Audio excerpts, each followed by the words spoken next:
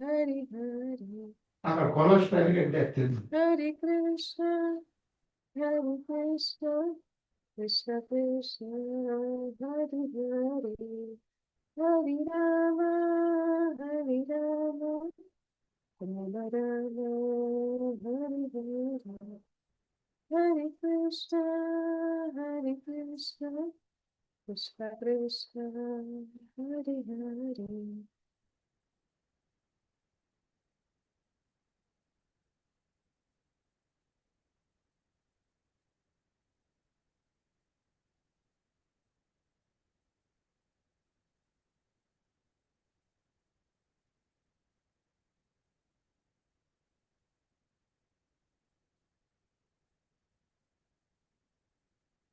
ज्ञानतिमिरान्धस्य ज्ञानाञ्जनशलाकया चक्षुरुन्मिलितं येन तस्मै श्रीगुरुवे नमः। श्रीचैतन्यमनोभीष्टं स्थापितं येन भूतले स्वयं रूपः कदा मह्यं ददाति स्वपदान्तिकं।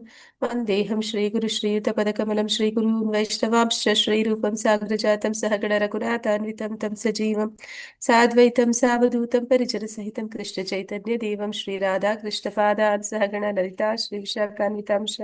हे कृष्णा करुणा सिंधु दीनबंधु जगतपति गोपीश गोपिका कांता राधा कांता नमस्तुते। तप्त कांचन गौरांगी राधे वृंदावनेश्वरी वृषभानुसुते देवी प्रणमामि हरिप्रिये। वाञ्छाकल्पतरुभ्यश्च कृपा सिन्धुभ्यैव च पतितनां पावनेभ्यो विष्णवेभ्यो नमो नमः। नमो ओं विष्णुपादाय कृष्णप्रेष्ठाय भूतले श्रीमती भक्तिवेदांत स्वामी लिखिलामिनी नमस्ते सरस्वती देवी गौरवाणी प्रचारिणी निर्विशेष शून्यवादी पश्यति देशतारिणी। जय श्री कृष्ण चैतन्य प्रभु नित्यानंद श्री द्वैत गदाधर श्रीवासादि गौर भक्त वृंद। हरे कृष्णा कृष्ण कृष्ण हरे हरे, हरे राम राम राಮ ಹರೇ ಹರೇ. ಹರೇ ಕೃಷ್ಣ. ಎಲ್ಲರಿಗೂ ಶ್ರೀ ಶ್ರೀ ರಾಧಾ ಗೋವಿಂದ ಮಂಗಳೂರು ಇಸ್ಕಾನಿಂದ ಚೈತನ್ಯ ಚರಿತಾಮೃತ ರೀಡಿಂಗ್ ಕ್ಲಾಸ್ಗೆ ಎಲ್ಲರಿಗೂ ಸ್ವಾಗತ. ಹರೇ ಕೃಷ್ಣ. ಧನ್ಯವಾದ. ಪ್ರಣಾಮಗಳು ಮಾತಾಜಿ. ಹರೇ ಕೃಷ್ಣ ಮಾತಾಜಿ. ಸ್ಕ್ರೀನ್ ಶೇರ್ ಮಾಡ್ಲಾ, ನೀವು ಮಾಡ್ತೀರಾ ಮಾತಾಜಿ? ಹರೇ ಕೃಷ್ಣ ಮಾತಾಜಿ. ಆಗ್ತಿದೆ ಮಾತಾಜಿ, ಕಾಣ್ತಿದೆ ಮಾತಾಜಿ. Okay okay, Hare Krishna.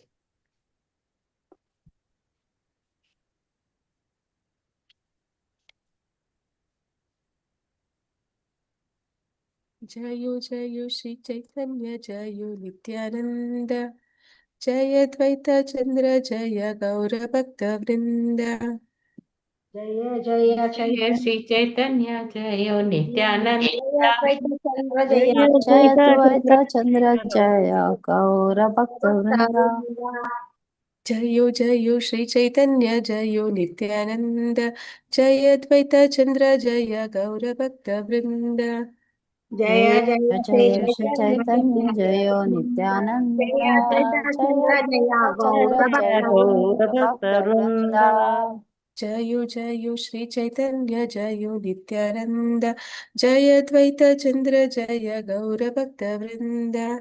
ಜಯ ಜಯ ಜಯ ಶ್ರೀ ಚೈತನ್ಯ ಜಯ ನಿತ್ಯಾನಂದ ಜಯ ದ್ವೈತ ಚಂದ್ರ ಜಯ ಗೌರ ಭಕ್ತ ವೃಂದ. ಶ್ಲೋಕ 36.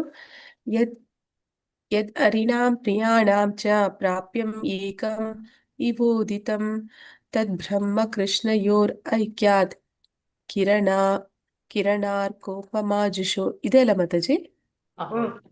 ಹೌದು. ಒಂದು ನಿಮಿಷ. 5ನೇ ಅಧ್ಯಾಯ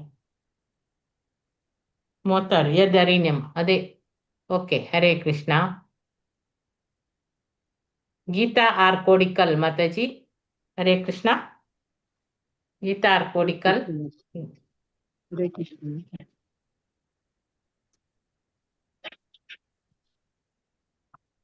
ಯದ್ಹರೀಣಾಂ ಪ್ರಿಯ ಶ್ಲೋಕ 36. ಯದ್ ಹರೀಣಾಂ ಪ್ರಿಯಾಣಾಂ ಚ ಪ್ರಾಪ್ಯಂ ಏಕಂ ವಿವೋದಿತಂ ತದ್ ಬ್ರಹ್ಮ ಕೃಷ್ಣಯೋರೈಕ್ಯಾತ್ ಕಿರಣಾರ್ಕೋಪಮಾಜುಷೋ. ಮೀನಿಂಗ್ ಓದ್ಬೇಕಾ ಮಾತಾಜಿ? ಹೌದು, ಓದಿ. ಎತ್ತದ್ದು ಹರಿಣಾಂ ದೇವೋತ್ತಮ ಪರಮ ಪುರುಷನ ಶತ್ರುಗಳು, ಪ್ರಿಯಾಣಾಂ ದೇವೋತ್ತಮ ಪರಮ ಪುರುಷನಿಗೆ ಅತ್ಯಂತ ಪ್ರೀತಿ ಪಾತ್ರರಾದ ಭಕ್ತರ, ಚ ಮತ್ತು ಪ್ರಾಪ್ಯಂ ಗುರಿ, ಏಕಂ ಒಂದು ಮಾತ್ರ, ಇವ ಹೀಗೆ ಉದಿತಂ ಹೇಳಿದ, ತತ್ ಅದು ಬ್ರಹ್ಮ ನಿರಾಕಾರ ಬ್ರಹ್ಮನ್ನ ಕೃಷ್ಣಯು ಮತ್ತು ದೇವೋತ್ತಮ ಪರಮಪುರುಷನಾದ ಕೃಷ್ಣನ ಐಕ್ಯಾತ್ ಏಕತೆಯ ಕಾರಣದಿಂದ ಕಿರಣ, ಸೂರ್ಯನ ಪ್ರಭೆ, ಅರ್ಕ ಮತ್ತು ಸೂರ್ಯ, ಉಪಮ, ಹೋಲಿಕೆ, ಜುಷೋ ಅದನ್ನು ಅರ್ಥ ಮಾಡಿಕೊಂಡಿದ್ದರಿಂದ ಅನುವಾದ. ಪ್ರಭುವಿನ ಶತ್ರುಗಳು ಮತ್ತು ಭಕ್ತರು ಒಂದೇ ಗುರಿಯನ್ನು ಸೇರುತ್ತಾರೆ ಎಂದು ಹೇಳುವಾಗ ಇದು ಬ್ರಹ್ಮನ್ ಮತ್ತು ಪ್ರಭು ಕೃಷ್ಣನ ಅಂತಿಮ ಏಕತೆಯನ್ನು ಕುರಿತಿರುತ್ತದೆ. ಸೂರ್ಯ ಮತ್ತು ಸೂರ್ಯನ ಕಿರಣವನ್ನು ಕುರಿತ ಉಪಮಾನದಿಂದ ಇದನ್ನು ಅರ್ಥ ಮಾಡಿಕೊಳ್ಳಬಹುದು. ಇದರಲ್ಲಿ ಬ್ರಹ್ಮನ್ ಸೂರ್ಯಕಿರಣನಂತಿದ್ದರೆ ಸ್ವತಃ ಕೃಷ್ಣನೇ ಸೂರ್ಯನಂತಿದ್ದಾನೆ. ಭಾವಾರ್ಥ: ಈ ಶ್ಲೋಕವು ಶ್ರೀಲರೂಪ ಗೋಸ್ವಾಮಿ ಅವರ ಭಕ್ತಿ ರಸಾಮೃತ ಸಿಂಧುವಿನದು 1.2.278. ಅವರು ಇದೇ ವಿಷಯವನ್ನು ಲಘು ಭಾಗವತಾಮೃತದಲ್ಲಿ ಪರ್ವ 5.41 ಮತ್ತಷ್ಟು ಚರ್ಚಿಸುತ್ತಾರೆ. ಅಲ್ಲಿ ಅವರು ವಿಷ್ಣು ಪುರಾಣವನ್ನು ಪ್ರಸ್ತಾವಿಸುತ್ತಾರೆ. 4.15.1 ಅಲ್ಲಿ ಜಯ ಮತ್ತು ವಿಜಯರನ್ನು ಕುರಿತು ಮೈತ್ರೇಯ ಮುನಿಗಳು ಪರಾಶರರನ್ನು ಪ್ರಶ್ನಿಸುತ್ತಾರೆ.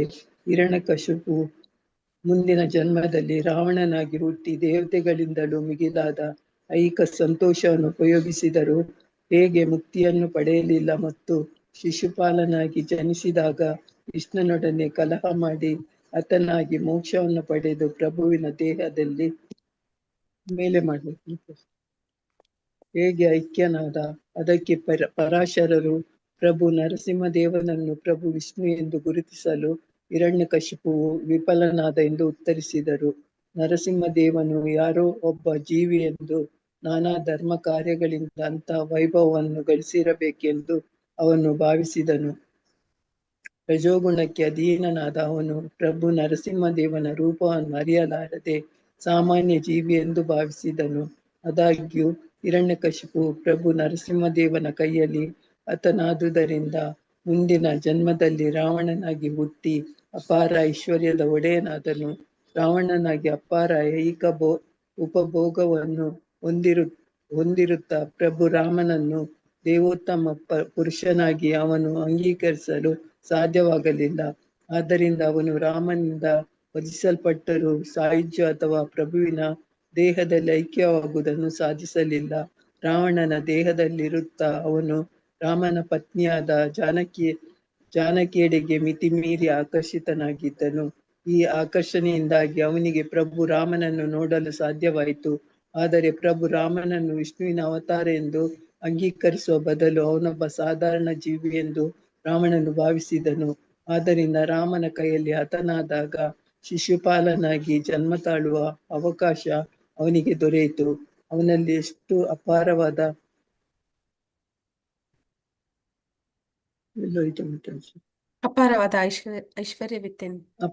ಐಶ್ವರ್ಯವಿತ್ತೆಂದರೆ ತಾನು ಕೃಷ್ಣನ ಪ್ರತಿಸ್ಪರ್ಧಿ ಎಂದು ಭಾವಿಸಿದ. ಶಿಶುಪಾಲನು ಸದಾ ಕೃಷ್ಣನ ವಿಷಯದಲ್ಲಿ ಈರ್ಷೆಯಿಂದ ಕೂಡಿದ್ದರೂ ಪದೇ ಪದೇ ಕೃಷ್ಣನ ನಾಮವನ್ನು ನುಡಿಯುತ್ತಿದ್ದನು ಮತ್ತು ಸದಾ ಕೃಷ್ಣನ ಸುಂದರ ಆಕಾರವನ್ನು ಕುರಿತು ಯೋಚಿಸುತ್ತಿದ್ದನು. ಹೀಗೆ ದ್ವೇಷದಿಂದ ಅವನು ಸದಾ ಕೃಷ್ಣನನ್ನು ಕುರಿತು ಯೋಚಿಸುತ್ತಾ ಧ್ಯಾನ ಮಾಡುತ್ತಾ ಇದ್ದರು. ಅವನ ಪಾಪ ಕಾರ್ಯಗಳ ಕಾಲುಷ್ಯವನ್ನು ತೊಳೆದುಕೊಂಡು ಪರಿಶುದ್ಧನಾದನು. ಶತ್ರುವಾದ ಶಿಶುಪಾಲನನ್ನು ಕೃಷ್ಣನ ಸುದರ್ಶನ ಚಕ್ರವು ವಧಿಸಿದಾಗ ಅವನ ನಿರಂತರ ಕೃಷ್ಣ ಧ್ಯಾನವು ಅವನ ಪಾಪ ಫಲಗಳನ್ನು ಕರಗಿಸಿಬಿಟ್ಟಿತು. ಪ್ರಭುವಿನ ದೇಹದಲ್ಲಿ ಐಕ್ಯವಾಗುವ ಮೂಲಕ ಅವನು ಮುಕ್ತಿಯನ್ನು ಪಡೆದನು. ಹರೇ ಕೃಷ್ಣ ಮಾತಾಜಿ, ಧನ್ಯವಾದಗಳು. ಗೀತಾ ಎಂ ಮಾತಾಜಿ ಕಂಟಿನ್ಯೂ ಮಾಡಿ. ಗೀತಾ ಎಂ. ಹರೇ ಕೃಷ್ಣ ಮಾತಾಜಿ, ಈ ಪ್ರಸಂಗದಿಂದ ತಿಳಿದು ಬರುವುದೇನೆಂದರೆ ಕೃಷ್ಣನನ್ನು ಶತ್ರುವೆಂದು ಭಾವಿಸಿ ಅವನಿಂದ ಹತನಾಗುವವನು ಕೃಷ್ಣನ ದೇಹದಲ್ಲಿ ಒಂದಾಗುವ ಮೂಲಕ ಮುಕ್ತಿಯನ್ನು ಪಡೆಯಬಹುದು. ಹಾಗಾದರೆ ಕೃಷ್ಣನು ತಮ್ಮ ಪ್ರಭು ಅಥವಾ ಮಿತ್ರ ಎಂದು ಸದಾ ಪ್ರೀತಿಪೂರ್ವಕವಾಗಿ ಯೋಚಿಸುವ ಭಕ್ತರ ಗಮ್ಯಸ್ಥಾನ ಯಾವುದಾಗಿರಬಹುದು? ಈ ಭಕ್ತರು ಖಂಡಿತವಾಗಿಯೂ ಕೃಷ್ಣನ ನಿರಾಕಾರ ದೇಹಪ್ರಭೆಯ ಬ್ರಹ್ಮಲೋಕಕ್ಕಿಂತಲೂ ಮಿಗಿಲಾದ ಸ್ಥಾನವನ್ನು ಪಡೆಯಬೇಕು. ನಿರಾಕಾರವಾದಿಗಳು ಐಕ್ಯವಾಗಲು ಬಯಸುವಂತಹ ನಿರಾಕಾರ ಬ್ರಹ್ಮ ಜ್ಯೋತಿಯಲ್ಲಿ ಭಕ್ತರನ್ನು ಇರಿಸುವಂತಿಲ್ಲ. ಭಕ್ತರನ್ನು ವೈಕುಂಠ ಲೋಕ ಅಥವಾ ಕೃಷ್ಣ ಲೋಕದಲ್ಲಿ ಇರಿಸಲಾಗುತ್ತದೆ.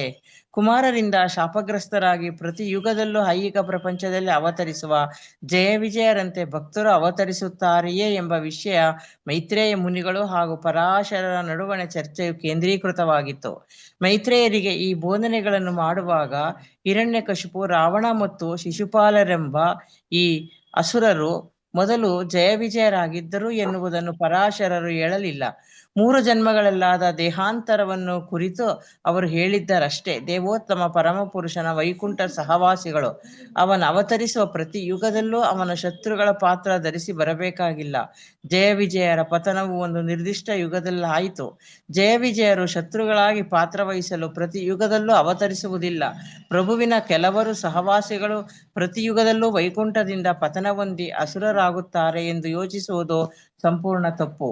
ಜೀವಿಯಲ್ಲಿರುವ ಎಲ್ಲಾ ಪ್ರವೃತ್ತಿಗಳು ದೇವೋತ್ತಮ ಪರಮಪುರುಷನಲ್ಲಿರುತ್ತವೆ, ಏಕೆಂದರೆ ಅವನೇ ಮುಖ್ಯ ಜೀವಿ. ಆದ್ದರಿಂದ ಪ್ರಭು ವಿಷ್ಣುವು ಕೆಲವು ಸಲ ಸೆಣಸಬೇಕೆಂದು ಬಯಸುವುದು ಸಹಜವೇ. ಸೃಷ್ಟಿಸುವ, ಉಪಭೋಗಿಸುವ, ಸ್ನೇಹಿತನಾಗಿರುವ ತಂದೆ ತಾಯಿಯನ್ನು ಸ್ವೀಕರಿಸುವ ಮತ್ತು ಇತರ ಪ್ರವೃತ್ತಿಗಳ ಇರುವ ಹಾಗೆ ಅವನಿಗೆ ಹೋರಾಡುವ ಪ್ರವೃತ್ತಿಯೂ ಇದೆ. ಕೆಲವು ಸಲ ಕೆಲವು ಪ್ರಮುಖರು, ಜಮೀನ್ದಾರರು ಮತ್ತು ಅರಸರು ಅಣಕು ಮಲ್ಲಯುದ್ಧವನ್ನು ಅಭ್ಯಾಸ ಮಾಡುವುದಕ್ಕಾಗಿ ಮಲ್ಲರನ್ನು ಇಟ್ಟುಕೊಂಡಿರುತ್ತಾರೆ. ವಿಷ್ಣುವು ಕೂಡ ಅಂತಹ ವ್ಯವಸ್ಥೆಯನ್ನು ಮಾಡಿಕೊಳ್ಳುತ್ತಾನೆ. ಐಹಿಕ ಪ್ರಪಂಚದಲ್ಲಿ ದೇವೋತ್ತಮ ಪರಮಪುರುಷನೊಡನೆ ಕಾದುವ ಅಸುರರು ಬಯಸಿದರೆ ವೈಕುಂಠದ ಕೆಲವು ಸಂಗಾತಿಗಳನ್ನು ಪ್ರಚೋದಿಸಿ ಬಂದು ಅಸುರರಂತೆ ಆಡಲು ಒಂದು ತಿಳಿಸುತ್ತಾನೆ. ಲೈನ್ ಬಿಟ್ಟು ಹೋಯ್ತು ಮಾತಾಜಿ. ಹರೇ ಕೃಷ್ಣ. ಕಾದುವ ಅಸುರರು ಕೆಲವು ಸಲ ಅವನ ಅಸುರರು ಕೆಲವು ಸಲ ಅವನ ಸಹವಾಸಿಗಳೇ. ಅಸುರರು ಕೊರತೆಯುಂಟಾದಾಗ ಪ್ರಭುವು ಹೋರಾಡಲು ಬಯಸಿದರೆ ವೈಕುಂಠದ ಕೆಲವು ಸಂಗಾತಿಗಳನ್ನು ಪ್ರಚೋದಿಸಿ ಬಂದು ಅಸುರರಂತೆ ಆಡಲು ತಿಳಿಸುತ್ತಾನೆ. ಶಿಶುಪಾಲನು ಕೃಷ್ಣನ ದೇಹದಲ್ಲಿ ಲೀನನಾದ ಎಂದು ಹೇಳಿದಾಗ ಈ ಪ್ರಸಂಗದಲ್ಲಿ ಅವನು ಜಯ ಅಥವಾ ವಿಜಯನಲ್ಲ ಎನ್ನುವುದನ್ನು ಗಮನಿಸಬೇಕು. ಅವನು ವಾಸ್ತವವಾಗಿಯೂ ಅಸುರನಾಗಿದ್ದಾನೆ. ಹರೇ ಕೃಷ್ಣ ಮಾತಾಜಿ, ಧನ್ಯವಾದಗಳು. ಗಾಯತ್ರಿ ಆರ್ ಮಾತಾಜಿ ಓದಿ. ಹರೇ ಕೃಷ್ಣ. ಗಾಯತ್ರಿ ಆರ್ ಮಾತಾಜಿ ಓದಿ. ಮಾತಾಜಿ ಮಾತಾಜಿ ಭೌತಿಕ ಬೇರೆಯವರು ಕೊಡಿ ನನ್ಗಾಗಲ್ಲ. ಓಕೆ. ಹರೇ ಕೃಷ್ಣ. ಮಂಜುಳಾ ಸುರೇಶ್ ಮಾತಾಜಿ ಓದಿ. ಇಲ್ಲವಾ? ಮಂಜುಳಾ ಸುರೇಶ್ ಓದಿ. ನಂದಿನಿ ಮಾತಾಜಿ ಹರೇ ಓದಿ. ಕೃಷ್ಣ ಮಾತಾಜಿ. ಹರೇ ಹರೇ ಕೃಷ್ಣ ಕೃಷ್ಣ ಮಾತಾಜಿ. ಮಾತಾಜಿ. ಓದಿ. ಪ್ರಭುವಿನ ಬ್ರಹ್ಮಜ್ಯೋತಿಯಲ್ಲಿ ಲೀನವಾಗುವಂತಹ ಮುಕ್ತಿಯನ್ನು ಜೀವನದ ಅತ್ಯುನ್ನತ ಯಶಸ್ಸು ಎಂದು ಅಂಗೀಕರಿಸಲಾಗುವುದಿಲ್ಲ ಎಂದು ಶ್ರೀಲ ಸನಾತನ ಗೋಸ್ವಾಮಿ ಅವರು ತಮ್ಮ ಬೃಹತ್ ಭಾಗವತಾಮೃತ ಎಂಬ ಗ್ರಂಥದಲ್ಲಿ ಹೇಳಿದ್ದಾರೆ. ಏಕೆಂದರೆ ಬ್ರಾಹ್ಮಣರು ಮತ್ತು ಹಸುಗಳನ್ನು ಕೊಲ್ಲುವುದರಲ್ಲಿ ಪ್ರಸಿದ್ಧರಾಗಿದ್ದ ಕಂಸನಂತಹ ರಾಕ್ಷಸರು ಆ ಮುಕ್ತಿಯನ್ನು ಸಾಧಿಸಿದ್ದಾರೆ. ಭಕ್ತರಿಗೆ ಅಂತಹ ಮುಕ್ತಿಯು ಹೇಯಕರ. ಭಕ್ತರು ವಾಸ್ತವದಲ್ಲಿ ದಿವ್ಯ ಸ್ಥಾನದಲ್ಲಿ ಇರುತ್ತಾರೆ. ಆದರೆ ಭಕ್ತರಲ್ಲದವರು ಬದುಕಿನ ನರಕ ಸದೃಶ ಸ್ಥಿತಿಯ ಅಭ್ಯರ್ಥಿಗಳು. ಭಕ್ತನ ಜೀವನದಕ್ಕೂ ಅರಸನ ಜೀವನಕ್ಕೂ ಯಾವಾಗಲೂ ವ್ಯತ್ಯಾಸವಿದ್ದೇ ಇರುತ್ತದೆ. ಅವರ ಸಾಕ್ಷಾತ್ಕಾರಗಳು ಕೂಡ ಸ್ವರ್ಗ ಮತ್ತು ನರಕದಷ್ಟು ವ್ಯತ್ಯಾಸವನ್ನು ಹೊಂದಿರುತ್ತದೆ. ಭಕ್ತರ ವಿಷಯದಲ್ಲಿ ಹಗೆತನ ತೋರುವುದು ಮತ್ತು ಬ್ರಾಹ್ಮಣರ ಹಾಗೂ ಗೋವುಗಳನ್ನು ಕೊಳ್ಳುವುದು ಇವುಗಳಲ್ಲಿ ಅಸುರರು ಸದಾ ಮಗ್ನರಾಗಿರುತ್ತಾರೆ. ಅಸುರರಿಗೆ ಬ್ರಹ್ಮಜ್ಯೋತಿಯಲ್ಲಿ ಲೀನವಾಗುವುದು ಬಹಳ ಕೀರ್ತಿ ಪ್ರಧಾನವಾಗಿರಬಹುದು, ಆದರೆ ಭಕ್ತರಿಗೆ ಅದು ನರಕಪ್ರಾಯ. ದೇವೋತ್ತಮ ಪರಮಪುರುಷನು ಪ್ರೀತಿಸುವುದರಲ್ಲಿ ಪರಿಪೂರ್ಣತೆಯನ್ನು ಸಾಧಿಸುವುದೇ ಭಕ್ತನ ಜೀವನದ ಗುರಿಯಾಗಿರಬೇಕು. ಬ್ರಹ್ಮಜ್ಯೋತಿಯಲ್ಲಿ ಲೀನವಾಗಲು ಬಯಸುವವರು ಅಸುರರಷ್ಟೇ ಹೀನಾಯರು. ಪರಮಪ್ರಭುವಿಗೆ ದಿವ್ಯ ಪ್ರೇಮ ಸೇವೆಯನ್ನು ಸಲ್ಲಿಸುವುದಕ್ಕಾಗಿ ಅವನ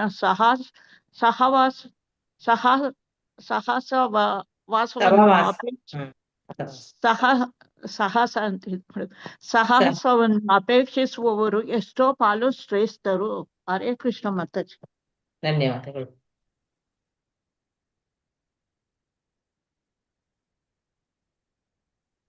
ಶ್ಲೋಕ 36. ಧನ್ಯವಾದ ಭಾವಾರ್ಥ ಪ್ರಭುಪಾದರಿಂದ. ಪ್ರಭುಪಾದರಿಗೆ ಜಯವಾಗಲಿ. ಪ್ರಭುವಿನ ಶತ್ರುಗಳು ಮತ್ತು ಭಕ್ತರು ಒಂದೇ ಗುರಿಯನ್ನು ಸೇರುತ್ತಾರೆ ಎಂದು ಹೇಳುವಾಗ ಇದು ಬ್ರಹ್ಮನ್ ಮತ್ತು ಪ್ರಭು ಕೃಷ್ಣನ ಅಂತಿಮ ಏಕತೆಯನ್ನು ಕುರಿತಿರುತ್ತದೆ. ಸೂರ್ಯ ಮತ್ತು ಸೂರ್ಯನ ಕಿರಣವನ್ನು ಕುರಿತ ಉಪಮಾನದಿಂದ ಇದನ್ನು ಅರ್ಥ ಮಾಡಿಕೊಳ್ಳಬಹುದು. ಇದರಲ್ಲಿ ಬ್ರಹ್ಮನ್ ಸೂರ್ಯ ಕಿರಣದಂತಿದ್ದರೆ ಸ್ವತಃ ಕೃಷ್ಣನೇ ಸೂರ್ಯನಂತಿದ್ದಾನೆ. ಇದರಲ್ಲಿ ಏನಂತ ಹೇಳ್ತಿದ್ದಾನೆ ಅಂದ್ರೆ ಪ್ರಭುವಿನ ಶತ್ರುಗಳು ಮತ್ತೆ ಭಕ್ತರು, ಹಿಂದಿನ ಶ್ಲೋಕಗಳಲ್ಲಿ ಹೇಳಿದ್ರು, ಶತ್ರುಗಳಾಗಿ ಆಗ್ಲಿ ಭಕ್ತರಾಗಿ ಆಗ್ಲಿ ಯಾವುದೇ ಭಾವದಿಂದ ಒಂದು ಜೀವಾತ್ಮ ಭಗವಂತನ ಜೊತೆ ಒಂದು ಪ್ರೀತಿ ವಿನಿಮಯ ಅಥವಾ ಯಾವುದೋ ಒಂದು ರೀತಿಯ ಭಾವ ವಿನಿಮಯ ಇಟ್ಕೊಂಡಾಗ ಅವರು ಭಗವಂತನನ್ನೇ ಸೇರ್ತಾರೆ ಅಂತ ಹೇಳಿದ್ದು. ಆದ್ರೆ ಇದು ಯಾವ ರೀತಿ ಸೇರ್ತಾರೆ ಅಂತಂದ್ರೆ ಇಬ್ರು ಒಂದೇ ಗುರಿ ಸೇರ್ತಾರೆ ಅನ್ನೋದ್ರ ಮಾತಿನ ಅರ್ಥವನ್ನ ಇಲ್ಲಿ ಹೇಳ್ತಾ ಇದ್ದಾರೆ. ಶತ್ರುಗಳಾದವರು ಭಗವಂತನ ಬ್ರಹ್ಮ ಜ್ಯೋತಿ ಅಂದ್ರೆ ಅವನಿಂದ ಬರ್ತಿರುವಂತ ಪೂರೈಸುವ ಬೆಳಕಿನ ಕಿರಣಗಳಲ್ಲಿ ಅವರು ಐಕ್ಯ ಆಗ್ತಾರೆ.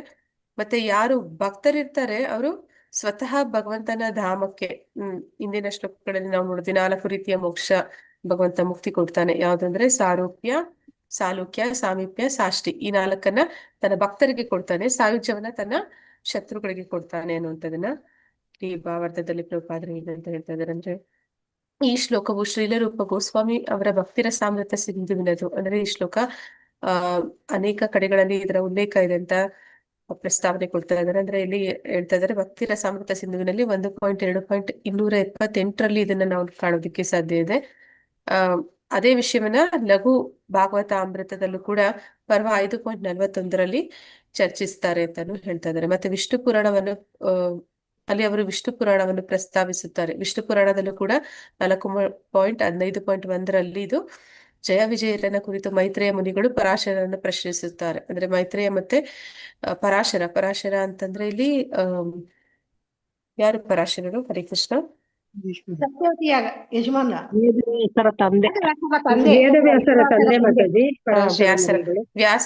ವ್ಯಾಸರ ತಂದೆ ಮತ್ತೆ ಮೈತ್ರೇಯರು ಅವರು ಸ್ನೇಹಿತರಾಗಿರ್ತಾರೆ. ಅವರ ಮಧ್ಯೆ ಈ ಒಂದು ಜಯ ವಿಜಯರ ಕುರಿತಾದಂತ ಒಂದು ಮಾತುಕತೆ ನಡೆಯುವಾಗ ಈ ರೀತಿ ಮೈತ್ರೇಯರು ಅವರನ್ನ ಪ್ರಶ್ನೆ ಮಾಡ್ತಾರೆ ಅಂತ ಇಲ್ಲಿ ಹೇಳ್ತಾ ಇದ್ದಾರೆ.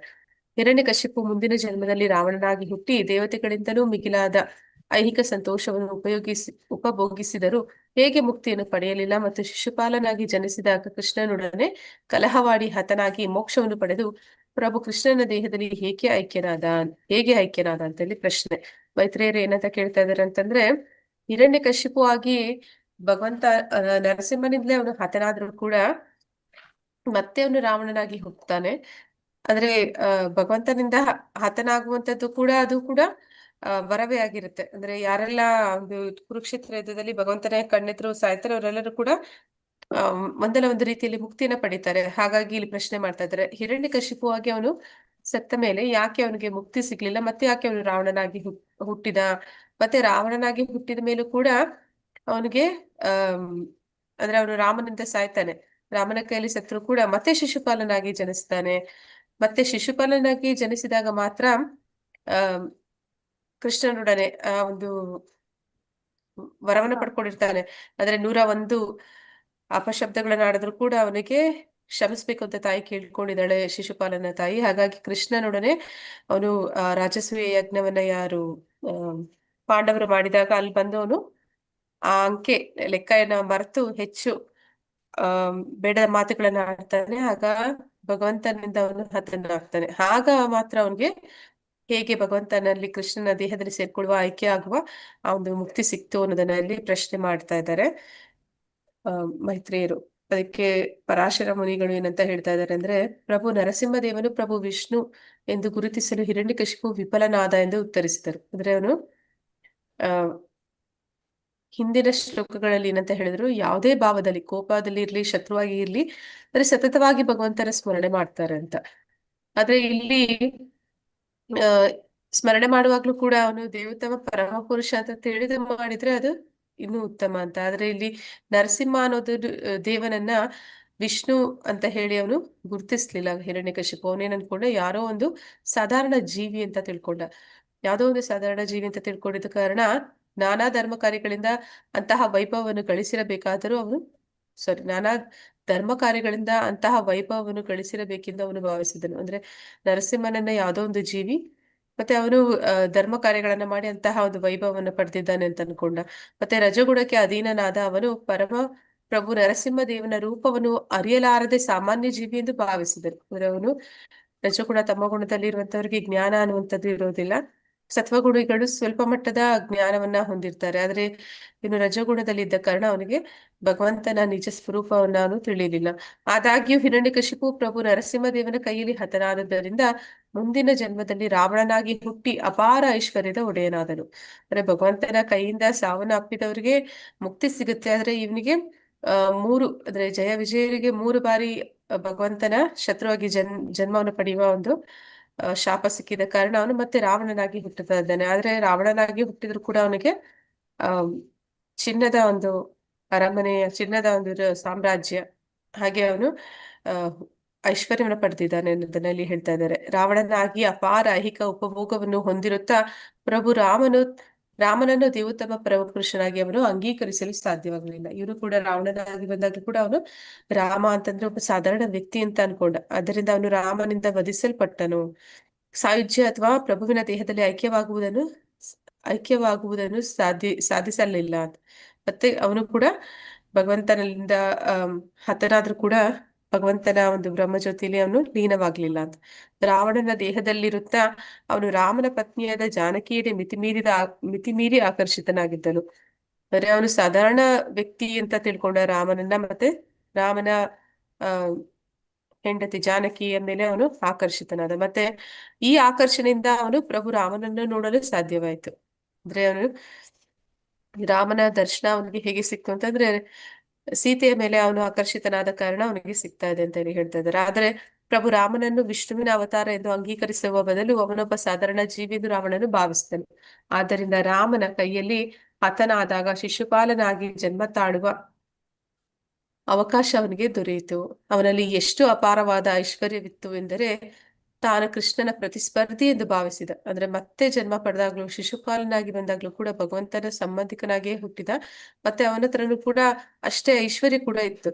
ಶಿಶುಪಾಲನು ಸದಾ ಕೃಷ್ಣನ ವಿಷಯದಲ್ಲಿ ಈರ್ಷೆಯಿಂದ ಕೂಡಿದ್ದರೂ ಪದೇ ಪದೇ ಕೃಷ್ಣನ ನಾಮವನ್ನು ನುಡಿಯುತ್ತಿದ್ದನು. ಮತ್ತು ಸದಾ ಕೃಷ್ಣನ ಸುಂದರ ಆಕಾರವನ್ನು ಕುರಿತು ಯೋಚಿಸುತ್ತಿದ್ದನು. ಹೀಗೆ ದ್ವೇಷದಿಂದ ಅವನು ಸದಾ ಕೃಷ್ಣನನ್ನು ಕುರಿತು ಯೋಚಿಸುತ್ತಾ ಧ್ಯಾನ ಮಾಡುತ್ತಾ ಇದ್ದರೂ ಅವನ ಪಾಪ ಕಾರ್ಯಗಳ ಕಾಲುಷ್ಯವನ್ನು ತೊಳೆದುಕೊಂಡು ಪರಿಶುದ್ಧನಾದನು. ಅಂದ್ರೆ ಸದಾ ಭಗವಂತನ ಸ್ಮರಣೆ ಮಾಡ್ತಾ ಇದ್ದ. ಭಗವಂತನ ಮೇಲೆ ಅವನಿಗೆ ದ್ವೇಷ, ಅಸೂಯೆ ಇದ್ರೂ ಕೂಡ ಭಗವಂತನ ಮತ್ತೆ ಮತ್ತೆ ಸ್ಮರಣೆ ಮಾಡ್ತಾ ಇದ್ದ. ಮತ್ತೆ ಮತ್ತೆ ಅವನ ಒಂದು ಸುಂದರವಾದ ರೂಪವನ್ನ ಅವನು ಧ್ಯಾನಿಸ್ತಿದ್ದ, ಯೋಚಿಸ್ತಿದ್ದ. ಹಾಗಾಗಿ ಅವನ ಎಲ್ಲ ಪಾಪಕರ್ಮಗಳು ಕೂಡ ಅದು ಕಳೆದು ಹೋದ್ವು ಅಂತ ಇಲ್ಲಿ ಹೇಳ್ತಾ ಇದ್ದಾರೆ. ಶತ್ರುವಾದ ಶಿಶುಪಾಲನನ್ನು ಕೃಷ್ಣನ ಸುದರ್ಶನ ಚಕ್ರವು ವಧಿಸಿದಾಗ ಅವನ ನಿರಂತರ ಕೃಷ್ಣ ಧ್ಯಾನವು ಅವನ ಪಾಪ ಫಲಗಳನ್ನು ಕರಗಿಸಿಬಿಟ್ಟಿತ್ತು. ಅಂದ್ರೆ ಅವ್ರು ಯಾವಾಗ್ಲೂ ಭಗವಂತನನ್ನ ಸ್ಮರಣೆ ಮಾಡ್ತಾ ಇದ್ದಿದ್ರಿಂದ ಅವನೆಲ್ಲ ಪಾಪಗಳಿಂದ ಅವನು ಬಿಡುಗಡೆ ಆಗಿದ್ದ ಅಂತ ಹೇಳಿ ಹೇಳ್ತಾ ಇದ್ದಾರೆ. ಪ್ರಭುವಿನ ದೇಹದಲ್ಲಿ ಐಕ್ಯವಾಗುವ ಮೂಲಕ ಅವನು ಮುಕ್ತಿಯನ್ನು ಪಡೆದನು. ಹೀಗೆ ಶಿಶುಪಾಲನಿಗೆ ಸಾಯುಜ್ಯ ಮುಕ್ತಿ ಸಿಕ್ತು ಅನ್ನೋದನ್ನ ಇಲ್ಲಿ ಹೇಳ್ತಾ ಇದ್ದಾರೆ. ಈ ಪ್ರಸಂಗದಲ್ಲಿ ತಿಳಿದು ಬರುವುದು ಏನೆಂದರೆ ಕೃಷ್ಣನನ್ನು ಶತ್ರುವೆಂದು ಭಾವಿಸಿ ಅವರಿಂದ ಹತನಾಗುವವನು ಕೃಷ್ಣನ ದೇಹದಲ್ಲಿ ಒಂದಾಗುವ ಮೂಲಕ ಮುಕ್ತಿಯನ್ನು ಪಡೆಯಬಹುದು. ಹಾಗಾದರೆ ಕೃಷ್ಣನು ತಮ್ಮ ಪ್ರಭು ಅಥವಾ ಮಿತ್ರ ಎಂದು ಸದಾ ಪ್ರೀತಿಪೂರ್ವಕವಾಗಿ ಯೋಚಿಸುವ ಭಕ್ತರ ಗಮ್ಯಸ್ಥಾನ ಯಾವುದಾಗಿರಬಹುದು? ಅಂದರೆ ಭಗವಂತನನ್ನ ದ್ವೇಷಿಸೋರು ಕೂಡ ಭಗವಂತನಲ್ಲಿ ಸಾಯುಜ್ಯ ಮೋಕ್ಷವನ್ನ ಪಡಿತಾರೆ ಅನ್ನೋದೇ. ಆದ್ರೆ ಭಗವಂತನನ್ನ ಪ್ರೀತಿಸುತ್ತಾ ಅವನನ್ನ ಸ್ಮರಣೆ ಮಾಡುವಂತವ್ರು, ಸದಾ ಭಗವಂತನನ್ನ ಪ್ರೀತಿಪೂರ್ವಕವಾಗಿ ಅನ್ಯಾಭಿಲಾಷಿತ ಶೂನ್ಯ ಜ್ಞಾನ ಕರ್ಮಾದಿ ಅನಾವೃತಂ ಆನುಕೂಲೇನ ಕೃಷ್ಣಾನುಶೀಲನಂ ಭಕ್ತಿರುತ್ತಮ ಅಂತ ಹೇಳಿದ್ರು. ಉತ್ತಮ ಭಕ್ತಿ ಅಂತಂದ್ರೆ ಅನುಕೂಲೇನ ಅಂದ್ರೆ ಭಗವಂತನಿಗೆ ಅನುಕೂಲಕರವಾದ ರೀತಿಯಲ್ಲಿ ಅವನ ಸ್ಮರಣೆ ಮಾಡುವಂತವ್ರು. ಅಂತಹ ಭಕ್ತರ ಗಮ್ಯಸ್ಥಾನ, ಅವ್ರು ಎಲ್ಲಿಗೆ ಹೋಗ್ಬೋದು, ಅವ್ರಿಗೆ ಎಂತಹ ಒಂದು ಮುಕ್ತಿ ಎನ್ನುವಂಥದ್ದು ಸಿಗ್ಬೋದು ಅನ್ನೋದನ್ನಲ್ಲಿ ಪ್ರಶ್ನೆ ಮಾಡ್ತಾ ಇದ್ದಾರೆ. ಈ ಭಕ್ತರು ಖಂಡಿತವಾಗಿಯೂ ಕೃಷ್ಣನ ನಿರಾಕಾರ ದೇಹ ಪ್ರವಿಯ ಬ್ರಹ್ಮಲೋಕಕ್ಕಿಂತಲೂ ಮಿಗಿಲಾದ ಸ್ಥಾನವನ್ನು ಪಡೆಯಬೇಕು. ಅಂದ್ರೆ ಅವರು ಬ್ರಹ್ಮ ಜ್ಯೋತಿಯಲ್ಲಿ ಲೀನವಾಗೋದಿಲ್ಲ, ಅದಕ್ಕಿಂತ ಉನ್ನತವಾದ ಒಂದು ಸ್ಥಾನ ಅವರಿಗೆ ಸಿಗುತ್ತೆ ಅಂತ ನಾವು ನಿನ್ನೆ ನೋಡಿದ್ವಿ. ಬ್ರಹ್ಮಲೋಕ ಅನ್ನುವಂಥದ್ದು ಅದು ಈ ಒಂದು ಐಹಿಕ ಲೋಕ ಮತ್ತೆ ವೈಕುಂಠ ಲೋಕಗಳ ಮಧ್ಯದಲ್ಲಿ ಬರುವಂಥದ್ದು. ನಿರಾಕಾರವಾದಿಗಳು ಐಕ್ಯವಾಗಲು ಬಯಸುವಂತಹ ನಿರಾಕಾರ ಬ್ರಹ್ಮ ಜ್ಯೋತಿಯಲ್ಲಿ ಭಕ್ತರನ್ನು ಇರಿಸುವಂತಿಲ್ಲ.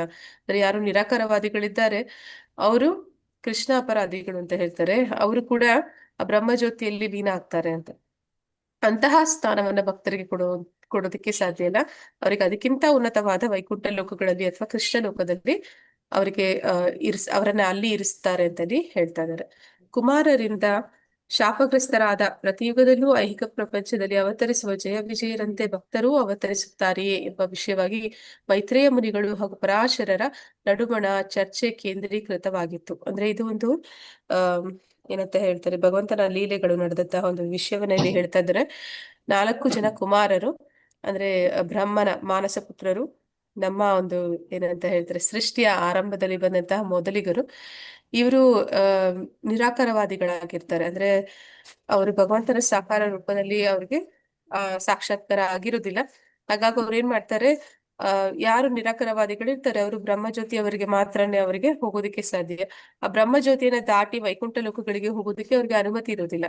ಯಾವಾಗ ಆ ಒಂದು ವೈಕುಂಠ ಲೋಕದ ದ್ವಾರದ ಹತ್ರ ಹೋಗ್ತಾರೆ, ಅದನ್ನ ಪ್ರವೇಶಿಸೋಕೆ ಹೋಗ್ತಾರೆ, ಜಯ ವಿಜಯರು ಅಲ್ಲಿ ಬಂದು ಅವರನ್ನ ತಡೀತಾರೆ.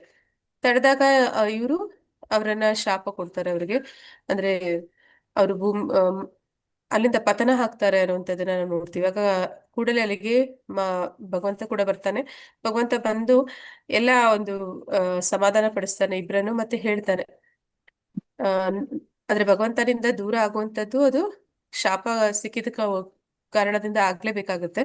ಆದ್ರೆ ಎಷ್ಟು ಜನ್ಮಗಳು ಅನ್ನೋದನ್ನ ಇಲ್ಲಿ ನಿರ್ಧಾರ ಮಾಡ್ತಾರೆ. ಭಗವಂತ ಕೇಳ್ತಾನೆ, ಎಷ್ಟು ಜನ್ಮಗಳು ಅಂದ್ರೆ 3 ಜನ್ಮಗಳು ನನ್ನ ಶತ್ರುವಾಗಿ ಹೋಗ್ತಿರೋ, ಇಲ್ಲ ಅದಕ್ಕಿಂತ ಹೆಚ್ಚು ಜನ್ಮಗಳು ನನ್ನ ಭಕ್ತರಾಗಿ ಹೋಗ್ತಿರೋ ನನ್ನಿಂದ ದೂರ ಅಂತ ಕೇಳಿದಾಗ ಅವರು ವೈಕುಂಠ ಲೋಕಕ್ಕೆ ಭಗವಂತನನ್ನ ಸೇವೆಯಲ್ಲಿ ಸದಾ ಇರಬೇಕು ಅಂತ ಬಯಸಿದ್ರಿಂದ ಅವರು 3 ಜನ್ಮಗಳು ಶತ್ರುಗಳಾಗಿ ಹುಟ್ಟಿದ್ರೆ ಸಾಕು, ಆದ್ರೆ ನಾವು ಆದಷ್ಟು ಬೇಗ ನಿನ್ನ ಹತ್ರ ಬರೋದಕ್ಕೆ ಇಚ್ಛೆ ಇಟ್ಕೊಂಡಿದೀವಿ ಅನ್ನೋದನ್ನ ಹೇಳ್ತಾರೆ. ಹೀಗೆ ಈ ಒಂದು ವಿಷಯವನ್ನ ಕುರಿತು ಇಲ್ಲಿ ಮೈತ್ರೇಯ ಮುನಿಗಳು ಮತ್ತೆ ಪರಾಶರ ಮುನಿಗಳ ನಡುವೆ ಚರ್ಚೆ ಆಗ್ತಾ ಇದೆ. ಮೈತ್ರೇಯರಿಗೆ ಈ ಬೋಧನೆಗಳನ್ನು ಮಾಡುವಾಗ ಹಿರಣ್ಯಕಶಿಪು ರಾವಣ ಮತ್ತು ಶಿಶುಪಾಲರೆಂಬ ಈ ಅಸುರರು ಮೊದಲು ಜಯ ವಿಜಯರಾಗಿದ್ದರು ಎನ್ನುವುದನ್ನು ಪರಾಶರರು ಹೇಳಲಿಲ್ಲ. ಅಂದ್ರೆ ಈ ಒಂದು ಚರ್ಚೆ ನಡೀತಿರ್ಬೇಕಾದ್ರೆ ಪರಾಶರ ಮುನಿಗಳು ಇಲ್ಲಿ ಹಿರಣ್ಯಕಶಿಪು ರಾವಣ ಮತ್ತೆ ಶಿಶುಪಾಲ ಅದಕ್ಕೆ ಮೊದಲು ಅವರು ಜಯ ವಿಜಯರಾಗಿದ್ರು ಅನ್ನೋದನ್ನ ಇಲ್ಲಿ ಹೇಳಲಿಲ್ಲ ಅಂತ ಇಲ್ಲಿ ಹೇಳ್ತಾ ಇದ್ದಾರೆ. 3 ಜನ್ಮಗಳಲ್ಲಾದ ದೇಹಾಂತರವನ್ನು ಕುರಿತು ಅವರು ಹೇಳಿದರಷ್ಟೇ. ಅಂದ್ರೆ ಇಲ್ಲಿ ಅವರು ಜಯ ವಿಜಯರು, ಹಾಗಾಗಿ ಅವರು ಈ ಒಂದು ರೀತಿ ಜನ್ಮ ಪಡಿಬೇಕಾಯ್ತು ಅನ್ನೋದನ್ನ ಇಲ್ಲಿ ಅವರು ಅದ್ರ ಬಗ್ಗೆ ಹೇಳ್ತಿಲ್ಲ. ಅವ್ರು ಯಾವ ವಿಷಯವನ್ನ ಹೇಳ್ತಾ ಇದ್ದಾರೆ ಅಂತಂದ್ರೆ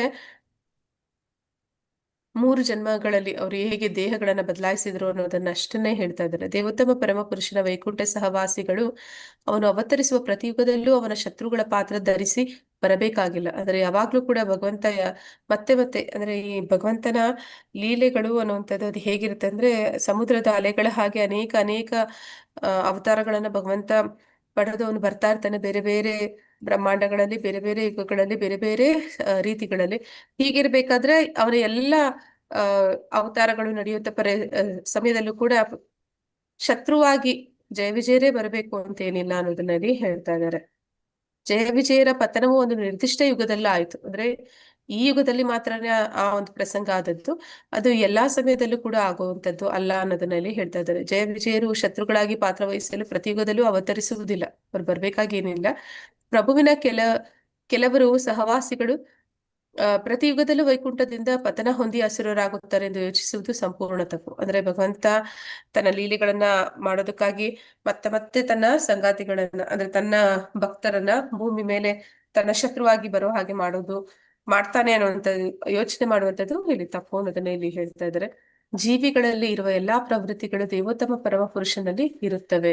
ನಾವೆಲ್ಲರೂ ಕೂಡ ಅವನಿಂದ ಬಂದ ಕಾರಣ ಅವನಲ್ಲಿ ಇರೋ ಗುಣಗಳೇ ನಮ್ಮಲ್ಲೂ ಕೂಡ ಇರುವಂತದ್ದು. ಏಕೆಂದರೆ ಅವನೇ ಮುಖ್ಯ ಜೀವಿ, ಅವನೇ ಮೂಲ ಪುರುಷ. ಆದುದರಿಂದ ಪ್ರಭು ವಿಷ್ಣುವು ಕೆಲವು ಸಲ ಸೆಣಸಬೇಕೆಂದು ಬಯಸುವುದು ಸಹಜವೇ. ಅಂದ್ರೆ ಭಗವಂತನಲ್ಲಿ ಅವರು ಕೂಡ ವ್ಯಕ್ತಿ ಆದ ಕಾರಣ ಅವನಲ್ಲೂ ಕೂಡ ಬೇರೆ ಬೇರೆ ರೀತಿಯ ಭಾವ ಅನ್ನುವಂಥದ್ದು, ಬೇರೆ ಬೇರೆ ರೀತಿಯ ಇಚ್ಛೆಗಳು, ಬಯಕೆಗಳು ಅನ್ನುವಂಥದ್ದು ಅವನಲ್ಲೂ ಕೂಡ ಇರುವಂತದ್ದು ಸಹಜ ಅಂತ ಹೇಳಿ ಹೇಳ್ತಾ ಇದ್ದಾರೆ. ಸೃಷ್ಟಿಸುವ, ಉಪಭೋಗಿಸುವ, ಸ್ನೇಹಿತನಾಗಿರುವ, ತಂದೆ ತಾಯಿಯನ್ನು ಸ್ವೀಕರಿಸುವ ಮತ್ತು ಇತರ ಪ್ರವೃತ್ತಿಗಳು ಇರುವ ಹಾಗೆ ಅವನಿಗೆ ಹೋರಾಡುವ ಪ್ರವೃತ್ತಿಯೂ ಇದೆ. ಅಂದ್ರೆ ಕೆಲವೊಂದ್ಸಲಿ ಕೆಲವೊಬ್ಬರಿಗೆ ಆ ರೀತಿ ಯುದ್ಧ ಮಾಡ್ಬೇಕು ಅಂತ ಕೂಡ ಆಸೆ ಇರುತ್ತೆ. ಹಾಗೆ ಇಲ್ಲಿ ಭಗವಂತನಿಗೂ ಕೂಡ ಯುದ್ಧ ಮಾಡುವ, ಸೆಣಸಾಡುವ, ಮಲ್ಲ ಯುದ್ಧ ಮಾಡುವ ಇಚ್ಛೆ ಆಗುತ್ತೆ ಅನ್ನೋದನ್ನ ಇಲ್ಲಿ ಹೇಳ್ತಾ ಇದ್ದಾರೆ. ಅಂದ್ರೆ ಸೃಷ್ಟಿ ಮಾಡುವಂಥದ್ದು, ನಮಗೂ ಕೂಡ ಮನೆ ಕಟ್ಟಿಸ್ಬೇಕು ಅಥವಾ ಇನ್ಯಾವುದೋ ಒಂದು ದೊಡ್ಡ ದೊಡ್ಡ ರಸ್ತೆಗಳನ್ನು ನಿರ್ಮಾಣ ಮಾಡ್ತಾರೆ, ಬಿಲ್ಡಿಂಗ್ ಗಳನ್ನ ನಿರ್ಮಾಣ ಮಾಡ್ತಾರೆ. ಅವ್ರಿಗೆ ಭಗವಂತನು ಕೂಡ ಇದೆಲ್ಲ ಕೂಡ ಈ ಗುಣಗಳು ನಮ್ಮಲ್ಲಿ ಕಾಣಿಸ್ತಾ ಇರೋದು ಭಗವಂತನಲ್ಲೂ ಆ ಬಯಕೆಗಳು, ಇಚ್ಛೆಗಳು ಇದೆ. ಅದೇ ನಮ್ಮಲ್ಲೂ ಕೂಡ ಬರುವಂಥದ್ದು. ಉಪಭೋಗಿಸುವ ಅಂದ್ರೆ ಅದನ್ನ ಅಂದ್ರೆ ಅನುಭೋಗಿಸುವಂಥದ್ದು. ಮತ್ತೆ ಸ್ನೇಹಿತನಾಗಿ, ಸಖ್ಯ, ತಂದೆ ತಾಯಿಯಾಗಿ, ವಾತ್ಸಲ್ಯ, ಹೀಗೆ ಬೇರೆ ಬೇರೆ ಭಾವಗಳಲ್ಲಿ ಭಗವಂತನ ರಸ ವಿನಿಮಯ ಅನ್ನುವಂಥದ್ದು ಆಗುತ್ತೆ. ಹಾಗಿರ್ಬೇಕಾದ್ರೆ ಅವನಿಗೆ ಆ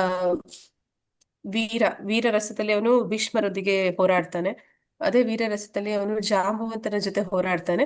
ಹಾಗೆ ಇಲ್ಲಿ ಹೇಳ್ತಾ ಇದ್ದಾರೆ, ಕೆಲವು ಸಲ ಕೆಲವು ಪ್ರಮುಖ ಜಮೀನ್ದಾರರು ಮತ್ತೆ ಅರಸರು ಅಣಕು ಮಲ್ಲ ಯುದ್ಧವನ್ನ ಅಭ್ಯಾಸ ಮಾಡುವುದಕ್ಕಾಗಿ ಮಲ್ಲರನ್ನು ಇಟ್ಟುಕೊಂಡಿರುತ್ತಾರೆ. ಅಂದ್ರೆ ಅವ್ರಿಗೆ ಯುದ್ಧ ಮಾಡ್ಬೇಕು ಅಂತ ಅನಿಸಿದಾಗ ಅರಸರಾದವರು ಅಥವಾ ಜಮೀನ್ದಾರರು ಅಂತವ್ರು ಏನ್ ಮಾಡ್ತಾರೆ ಅಂತಂದ್ರೆ ಅವರು ಅವರದೇ ಒಂದು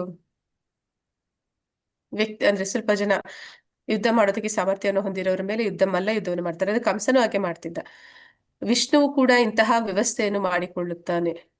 ಆದ್ರೆ ವಿಷ್ಣು ಕೂಡ, ಭಗವಂತ ಕೂಡ ಆ ರೀತಿ ಯುದ್ಧ ಮಾಡಕ್ಕೆ ಬಯಸಿದಾಗ ಆ ರೀತಿ ಅವನು ಕೆಲವರು ಭೂಮಿ ಮೇಲೆ ಬರ್ತಾರೆ ಅಂತ ಇಲ್ಲಿ ಹೇಳ್ತಾ ಇದ್ದಾರೆ. ಐಹಿಕ ಪ್ರಪಂಚದಲ್ಲಿ ದೇವೋತ್ತಮ ಪರಮ ಪುರುಷರನ್ನೇ ಕಾದುವ ಅರಸರು ಕೆಲವು ಸಲ ಅವನ ಸಹವಾಸಿಗಳೇ. ಅಸುರರ ಕೆಲವು ಸಲ ಅವನ ಸಹವಾಸಿಗಳೇ. ಅಸುರರ ಕೊರತೆ ಉಂಟಾದಾಗ ಪ್ರಭು ಹೋರಾಡಲು ಬಯಸಿದರೆ ವೈಕುಂಠದ ಕೆಲವು ಸಂಗಾತಿಗಳನ್ನು ಪ್ರಚೋದಿಸಿ ಬಂದು ಅಸುರರಂತೆ ಆಡಲು ತಿಳಿಸುತ್ತಾನೆ. ಅಂದ್ರೆ ಅವ್ನಿಗೆ ಆ ರೀತಿ ಯುದ್ಧ ಮಾಡ್ಬೇಕು ಅಂತ ಇಚ್ಛೆ ಆದಾಗ ಅವನು ತನ್ನ ಸಂಗಾತಿಗಳನ್ನೇ ಆ ರೀತಿ ಅಸುರರ ಹಾಗೆ ಕಳಿಸ್ಕೊಡ್ತಾನೆ ಅಂತ ಇಲ್ಲಿ ಹೇಳ್ತಾ ಇದ್ದಾನೆ. ಶಿಶುಪಾಲನು ಕೃಷ್ಣನ ದೇಹದಲ್ಲಿ ಲೀನನಾದ ಎಂದು ಹೇಳಿದಾಗ ಈ ಪ್ರಸಂಗದಲ್ಲಿ ಅವನು ಜಯ ಅಥವಾ ವಿಜಯನಲ್ಲ ಎನ್ನುವುದನ್ನು ಗಮನಿಸಬೇಕು. ಅಂದ್ರೆ ಅಲ್ಲಿ ಅವನು ಹೇಳ್ತಾ ಇರುವಾಗ ಇಲ್ಲಿ ಅವನು ಜಯ ಅಥವಾ ವಿಜಯ ಅನ್ನೋದನ್ನ ಉಲ್ಲೇಖ ಮಾಡ್ತಾ ಇಲ್ಲ ಅನ್ನೋದನ್ನ ಇಲ್ಲಿ ನೋಡ್ತಾ ಇದೀವಿ. ಅವನು ವಾಸ್ತವವಾಗಿ ಅಸುರನಾಗಿದ್ದನು. ಅಂದ್ರೆ ಅಲ್ಲಿ ಶಿಶುಪಾಲನನ್ನ ಭಗವಂತ ಭೂಮಿ ಮೇಲೆ ಕಳಿಸಿದಾಗ, ಅವನು 3ನೇ ಜನ್ಮವನ್ನು ಪಡೆದಾಗ ಅಲ್ಲಿ ಅವನು ಜಯ ವಿಜಯ ಅಂತ ಹೇಳಿ ಅಲ್ಲಿ ಎಲ್ಲೂ ಉಲ್ಲೇಖ ಮಾಡ್ತಾ ಇಲ್ಲ. ಅಲ್ಲಿ ಏನಂತ ಹೇಳ್ತಾ ಇದ್ದಾರೆ, ನಿಜವಾಗ್ಲೂ ಅಸುರ ಆಗಿದ್ದ. ಅಸುರ ಅಂದ್ರೆ ಭಗವಂತನ ದ್ವೇಷಿಸುವಂತವನಾಗಿದ್ದ. ಪ್ರಭುವಿನ ಬ್ರಹ್ಮಜ್ಯೋತಿಯಲ್ಲಿ ಲೀನವಾಗುವಂತಹ ಮುಕ್ತಿಯನ್ನು ಜೀವನದ ಅತ್ಯುನ್ನತ ಯಶಸ್ಸು ಎಂದು ಅಂಗೀಕರಿಸಲಾಗುವುದಿಲ್ಲ ಎಂದು ಶ್ರೀಲ ಸನಾತನ ಗೋಸ್ವಾಮಿಯವರು ತಮ್ಮ ಬೃಹತ್ ಭಾಗವತಾಮೃತ ಎಂಬ ಗ್ರಂಥದಲ್ಲಿ ಹೇಳಿದ್ದಾರೆ. ಅಂದ್ರೆ ಸನಾತನ ಗೋಸ್ವಾಮಿಗಳು ಇಲ್ಲಿ ಹೇಳ್ತಾ ಇದ್ದಾರೆ ಏನಂತಂದ್ರೆ, ಸಾಯುಜ್ಯ ಮೋಕ್ಷ ಅನ್ನುವಂಥದ್ದು ಅದು ನಿಜವಾಗ್ಲೂ ಕೂಡ ಒಂದು ಬದುಕಿನ ಯಶಸ್ಸು ಅದಲ್ಲ. ಅದು ನಿಜವಾಗ್ಲೂ ಕೂಡ ತುಂಬಾ ದೊಡ್ಡ ಒಳ್ಳೆಯ ಸ್ಥಾನ ಅಲ್ಲ ಅನ್ನೋದನ್ನ ಇಲ್ಲಿ ಹೇಳ್ತಾ ಇದ್ದಾರೆ. ಯಾಕೆಂದ್ರೆ ಬ್ರಾಹ್ಮಣರು ಮತ್ತು ಹಸುಗಳನ್ನು ಕೊಲ್ಲುವುದರಲ್ಲಿ ಪ್ರಸಿದ್ಧರಾಗಿದ್ದ ಕಂಸನಂತಹ ರಾಕ್ಷಸರು ಈ ಮುಕ್ತಿಯನ್ನು ಸಾಧಿಸಿದ್ದಾರೆ. ಅಂದ್ರೆ ಯಾರು ಗೋಬ್ರಾಹ್ಮಣ ಹಿತಾಯಚ ಅಂತ ಹೇಳ್ತಾರೆ ಕೃಷ್ಣನನ್ನ, ಅದಕ್ಕೆ ವಿರುದ್ಧವಾಗಿ ಯಾರು ನಡ್ಕೋತಾರೆ ಅಂತವ್ರು ರಾಕ್ಷಸರಾಗಿರ್ತಾರೆ. ಇಲ್ಲಿ ಕಂಸನನ್ನು ಕೂಡ ಅದನ್ನೇ ಹೇಳ್ತಾ ಇದ್ದಾರೆ. ಕಂಸ ಅವನು ಭಗವಂತನಿಂದ ಹತನಾದಾಗ ಅವನು ಸಾಯುಜ್ಯ ಮೋಕ್ಷವನ್ನು ಪಡಿತಾನೆ. ಆದ್ರೆ ಅದು ನಿಜವಾಗ್ಲೂ ಕೂಡ ಅತ್ಯುನ್ನತ ಸ್ಥಾನ ಅಲ್ಲ ಅನ್ನೋದನ್ನ ಇಲ್ಲಿ ಹೇಳ್ತಾ ಇದ್ದಾರೆ. ಭಕ್ತರಿಗೆ ಅಂತಹ ಮುಕ್ತಿಯು ಹೇಯಕರ. ಭಕ್ತರಿಗೆ ಅದು ನರಕ ಸದೃಶ್ಯವಾದದ್ದು ಸಾಯುಜ್ಯ ಮೋಕ್ಷ ಅನ್ನುವಂಥದ್ದು. ಭಕ್ತರು ವಾಸ್ತವದಲ್ಲಿ ದಿವ್ಯ ಸ್ಥಾನದಲ್ಲಿ ಇರುತ್ತಾರೆ. ಆದರೆ ಭಕ್ತರಲ್ಲದವರು ಬದುಕಿನ ನರಕ ಸದೃಶ ಸ್ಥಿತಿಯ ಅಭ್ಯರ್ಥಿಗಳು. ನರಕ ಸದೃಶ ಸ್ಥಿತಿ ಅದು. ಅಂದ್ರೆ ಅಲ್ಲಿ ಯಾವುದೇ ಅನ್ಯ ಭಕ್ತರ ಸಂಘ ಅನ್ನುವಂಥದ್ದು ಇರುವುದಿಲ್ಲ. ಮತ್ತೆ ಅಲ್ಲಿ ಭಗವಂತನ ಸೇವೆ ಅನ್ನುವಂಥದ್ದು ಇರೋದಿಲ್ಲ. ಅಲ್ಲಿ ಯಾವುದೇ ವೈವಿಧ್ಯಗಳು ಇರೋದಿಲ್ಲ, ವರ್ಣಗಳು ಇರೋದಿಲ್ಲ. ಇದೆಲ್ಲ ನಾವು ಹಿಂದಿನ ಶ್ಲೋಕಗಳಲ್ಲಿ ನೋಡಿದ್ದೀವಿ. ಅಲ್ಲಿ ಏನಿರುತ್ತೆ ಮತ್ತೆ ಅಂತಂದ್ರೆ, ಬರೀ ಅಲ್ಲಿ ಅವ್ರು ಬಯಸುವಂತದ್ದು ಶಾಂತಿ. ಅಂದ್ರೆ ನಾನು ಶಾಂತವಾಗಿರ್ಬೇಕು ಅಂತ, ಬೇರೇನು ಕೆಲಸ ಇಲ್ಲ, ಕಾರ್ಯ ಇಲ್ಲ, ಸುಮ್ನೆ ಹಾಗೆ ಎಷ್ಟು ಕಾಲ ಇರೋದಕ್ಕೆ ಸಾಧ್ಯ ಆಗುತ್ತೆ. ಅದು ನರಕ ಸದೃಶವಾದ ಒಂದು ಪರಿಸ್ಥಿತಿ. ಅದೊಂದು ಕೆಲವೊಂದ್ಸಲ ನಾ ಹಾಗೆ ಹೇಳ್ತಾ ಇದ್ದೀನಿ. ಅಂದ್ರೆ ಮಕ್ಕಳಿಗೆ ಹೆದರ್ಸುವಾಗ ಅವರು ತುಂಬಾ ಹೇಳಿದ ಮಾತು ಕೇಳಿಲ್ಲ ಅಂತಂದ್ರೆ ಕತ್ಲೆ ಕೋಣೆಯಲ್ಲಿ ನಿನ್ನನ್ನ ಹೋಗಿ ಕೂಡ ಹಾಕ್ತೀನಿ ಅಂತ ಹೇಳ್ತಾರಲ್ಲ, ಆ ರೀತಿ ಒಂದು ಪರಿಸ್ಥಿತಿ. ಅಂದ್ರೆ ಅಲ್ಲಿ ಹೆದರ್ಕೋತಾರೆ ಮಕ್ಳು ಇರೋದಕ್ಕೆ. ಅಂದ್ರೆ ಅಂತಹ ಒಂದು ಯಾರೂ ಇಲ್ಲದ ಒಂದೇ ಸ್ಥಾನದಲ್ಲಿ ನಾವು ನಮ್ಮಷ್ಟಕ್ಕೆ ನಾವಿರುವಂತದ್ದು. ಅದು ಒಂದು ರೀತಿಯ ಶಿಕ್ಷೆ ಆಗುತ್ತೆ. ಅಂದ್ರೆ ಇಲ್ಲಿ ಯಾರ ಜೊತೆ ಮಾತಾಡೋ ಹಾಗಿಲ್ಲ, ಯಾರ ಜೊತೆ ಸೇರೋ ಹಾಗಿಲ್ಲ, ಎಷ್ಟು ಕಾಲ ನಾವು ಒಬ್ಬೊಟ್ಟಿಗರಾಗಿರೋದಕ್ಕೆ ಸಾಧ್ಯ ಅಂತ. ಅಂತದನ್ನ ಭಕ್ತರಿಗೆ ಅಂತಹ ಒಂದು ಪರಿಸ್ಥಿತಿಗೆ ಬರೋದಕ್ಕೆ ಅವರು ಅರ್ಹರಲ್ಲ ಭಕ್ತರು.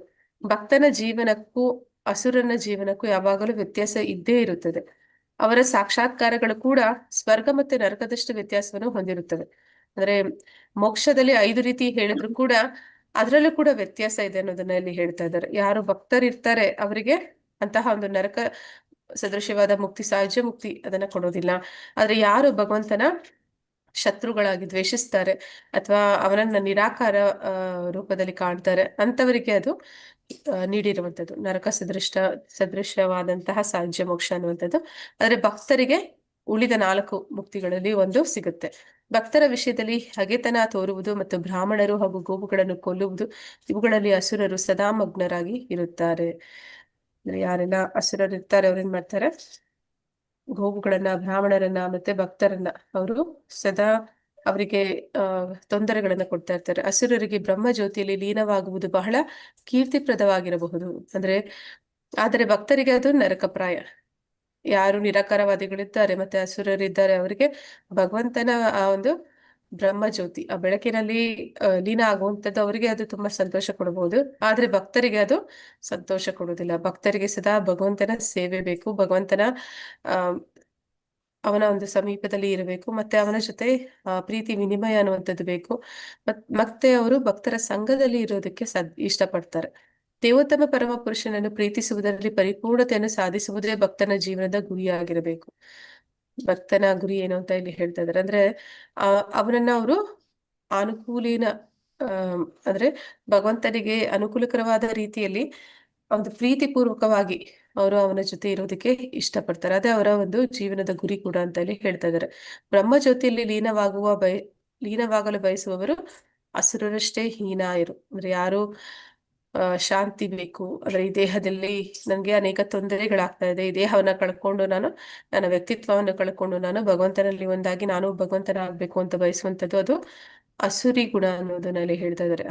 ಅಂದ್ರೆ ಅನೇಕ ಇಂದ್ರಿಯ ಭೋಗವನ್ನ ಮಾಡುವಂತವ್ರು ಕೊನೆಯದಾಗಿ ಅತಿ ಹೆಚ್ಚು ಅಂದ್ರೆ ಎಲ್ಲದಕ್ಕಿಂತ ಮಿತಿಮೀರಿದ ಒಂದು ಇಂದ್ರಿಯ ಭೋಗ ಅಂತಂದ್ರೆ ಭಗವಂತನ ಆಗುವಂಥದ್ದು ಅದು ಅಸುರಿ ಗುಣ ಅಂತ ಇಲ್ಲಿ ಹೇಳ್ತಾ ಇದ್ದಾರೆ. ಪರಮಪ್ರಭುವಿಗೆ ದಿವ್ಯ ಪ್ರೇಮ ಸೇವೆಯನ್ನು ಸಲ್ಲಿಸುವುದಕ್ಕಾಗಿ ಅವನ ಸಹವಾಸವನ್ನು ಅಪೇಕ್ಷಿಸುವವರು ಎಷ್ಟೋ ಪಾಲು ಶ್ರೇಷ್ಠರು. ಅಂದ್ರೆ ಭಕ್ತರು ಸದಾ ಭಗವಂತನ ಒಂದು ಸ್ಥಾನವನ್ನ ತಿಳಿದವರು, ಅಂದ್ರೆ ಭಗವಂತ ನಮ್ಮೆಲ್ಲರಿಗಿಂತ ಅತ್ಯುತ್ತಮ, ಮತ್ತೆ ಅವನೇ ಮೂಲ ಪುರುಷ, ಎಲ್ಲ ಕಾರಣಗಳ ಕಾರಣನಾಗಿದ್ದಾನೆ. ಹೀಗಿರುವಾಗ ನಾವು ಅವನ ಒಂದು ಸಣ್ಣ ಭಾಗ ಅಷ್ಟೇ, ಅಂದ್ರೆ ನಾವು ಭಗವಂತನ ಸೇವಕರು, ಅದು ನಮ್ಮ ಸ್ವರೂಪ. ಇದನ್ನ ತಿಳಿದಂತ ಭಕ್ತರು ಸದಾ ಅವನ ಸೇವೆಯಲ್ಲಿ ತೊಡಗೋದಷ್ಟೇ ಬಯಸ್ತಾರೆ. ಹಾಗಾಗಿ ಅವರು ನಿರಾಕಾರವಾದಿಗಳಿಗಿಂತ ಅಥವಾ ಅಸುರರಿಗಿಂತ ಶ್ರೇಷ್ಠರು ಅನ್ನೋದನ್ನಲ್ಲಿ ಹೇಳ್ತಾ ಇದ್ದಾರೆ.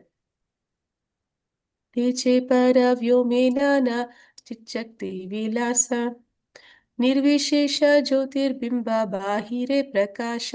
ಹರೇ ಕೃಷ್ಣ. ನಂದಿನಿ ಮಾತಾಜಿ ಮತ್ತೆ ಲಲಿತಾ ಮಾತಾಜಿ. ಹರೇ ಕೃಷ್ಣ ಮಾತಾಜಿ. ಓ. ತೈಚೆ ಪರಯೋ ಮೇ ನಾನಾ ಚಿಚ್ಚಕ್ತಿ ವಿಲಾಸ ನಿರ್ವಿಶೇಷ ಜ್ಯೋತಿರ್ಬಿಂಬ ಬಾಹಿರೆ ಪ್ರಕಾಶ.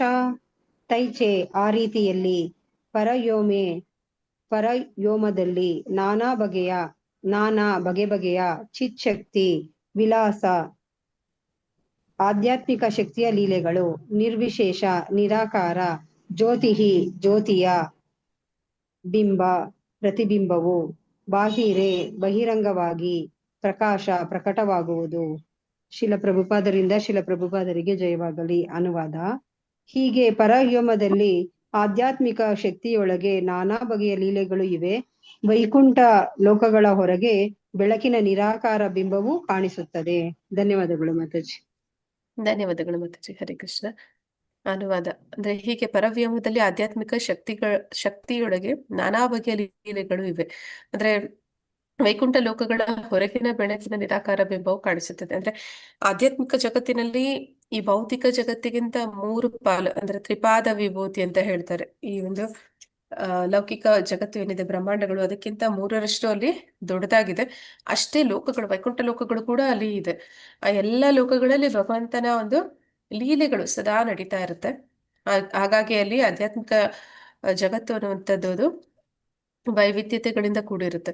ಆದ್ರೆ ಅದರಿಂದ ಹೊರಗಡೆ ಬರುವಂತದ್ದು ಮಾತ್ರನೇ ಬ್ರಹ್ಮಜ್ಯೋತಿ. ಅಂದ್ರೆ ಅದು ಆಧ್ಯಾತ್ಮಿಕ ಜಗತ್ತಿಗೂ ಮತ್ತೆ ಈ ಒಂದು ಲೌಕಿಕ ಜಗತ್ತಿಗೂ ಮಧ್ಯೆ ಬರುವಂತದ್ದು. ಅದನ್ನ ಇಲ್ಲಿ ವೈಕುಂಠ ಲೋಕಗಳ ಹೊರಗೆ ಬೆಳಕಿನ ನಿರಾಕಾರ ಬಿಂಬವು ಕಾಣಿಸುತ್ತದೆ ಅನ್ನೋದನ್ನಲ್ಲಿ ಹೇಳ್ತಾ ಇದ್ದಾರೆ. ಅಂದ್ರೆ ಬ್ರಹ್ಮಜ್ಯೋತಿ ಅಂದ್ರೆ ಏನು, ವೈಕುಂಠ ಲೋಕಗಳು ಅಂದ್ರೆ ಏನು, ಆಧ್ಯಾತ್ಮಿಕ ಜಗತ್ತಿಗೂ ಮತ್ತೆ ಬ್ರಹ್ಮಜ್ಯೋತಿಗೂ ಇರುವ ವ್ಯತ್ಯಾಸಗಳನ್ನ ತಿಳಿಸ್ತಾ ಇದ್ದಾರೆ. ಶ್ಲೋಕ 38. ನಿರ್ವಿಶೇಷ ಬ್ರಹ್ಮ ಸೇ ಈ ಕೇವಲ ಜ್ಯೋತಿರ್ಮಯ ಸಾಯುಜ್ಯರ ಅಧಿಕಾರಿ ತಾಹ ಪಾಯಲಯ. ಹರೇ ಕೃಷ್ಣ. ಹರೇ ಕೃಷ್ಣ ಮಾತಾಜಿ. ನಿರ್ವಿಶೇಷ ಬ್ರಹ್ಮ ಸೇಯಿ ಕೇವಲ ಜ್ಯೋತಿರ್ಮಯ ಸಾಯುಜ್ಯರಾಧಿಕರೆ ತಾಂಹ ಪಾಯಲಯ. ನಿರ್ವಿಶೇಷ ಬ್ರಹ್ಮ ನಿರಾಕಾರ ಬ್ರಹ್ಮನ್ ಜ್ಯೋತಿ ಸೇಯಿ ಇದು ಕೇವಲ ಮಾತ್ರ ಜ್ಯೋತಿಹಿಮಯ ಪ್ರಭೆಯ ಕಿರಣಗಳು ಸಾಯುಜ್ಯೇರ ಸಾಯುಜ್ಯ ಎಂಬ ಮುಕ್ತಿ ಪರಮನೊಡನೆ ಒಂದಾಗುವುದು. ಅಧಿಕಾರಿ ಯೋಗ್ಯನಾದವನು ತಾಂಹ ಅಲ್ಲಿ ನಿರಾಕಾರ ಬ್ರಹ್ಮನ್ ಜ್ಯೋತಿಯಲ್ಲಿ ಪಾಯ ಪಡೆಯುತ್ತಾನೆ, ಲಯ ಲೀನವಾಗುವುದು. ಅನುವಾದ: ಆ ನಿರಾಕಾರ ಬ್ರಹ್ಮನ್ ಜ್ಯೋತಿಯಲ್ಲಿ ಪ್ರಭುವಿನ ಉಜ್ವಲ ಕಿರಣಗಳು ಮಾತ್ರ ಇರುತ್ತವೆ. ಸಾಯುಜ್ಯ ಮುಕ್ತಿಗೆ ಯೋಗ್ಯವಾದವರು ಆ ಪ್ರಭೆಯಲ್ಲಿ ಲೀನರಾಗುತ್ತಾರೆ.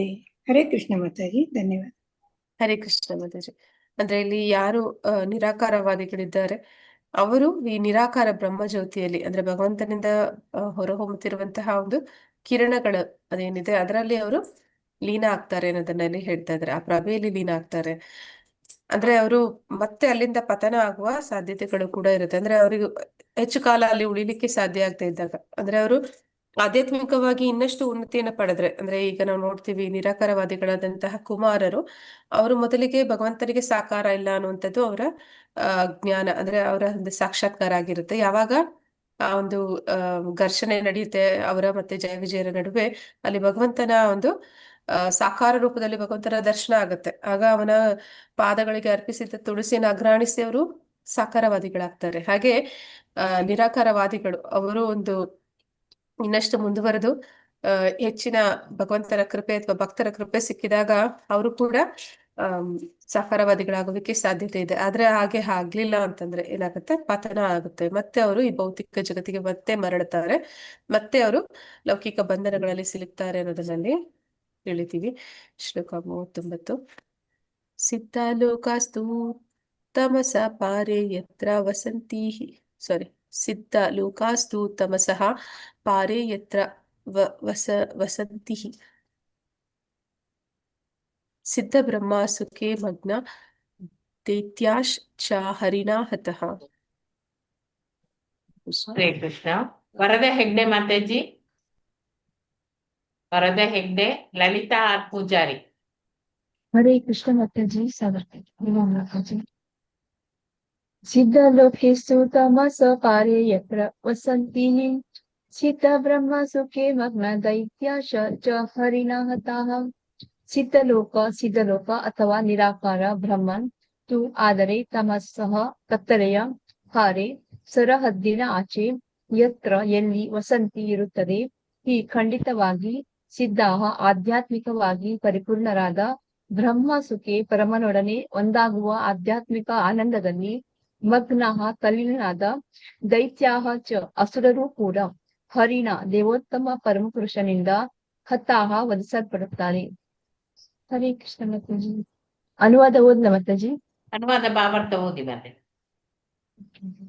ಅನುವಾದ: ಅಜ್ಞಾನದ ಪ್ರದೇಶದ ಆಚೆ ಐಹಿಕ ವಿಶ್ವದ ಪ್ರಕಟ ರೂಪ ಸಿದ್ಧಲೋಕದ ಕ್ಷೇತ್ರವಿದೆ.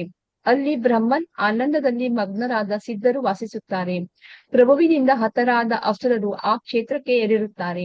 ಭಾವಾರ್ಥ: ಶಿಲಾಪ್ರಭುಪಾದರಿಂದ ಶಿಲಾಪ್ರಭುಪಾದಿಗೆ ಜಯವಾಗಲಿ. ತಮಸ ಎಂದರೆ ಕತ್ತಲೆ. ಐಹಿಕ ಪ್ರಪಂಚವು ಕತ್ತಲಾಗಿದೆ. ಐಹಿಕ ಪ್ರಪಂಚದ ಆಚೆಗೆ ಬೆಳಕಿದೆ.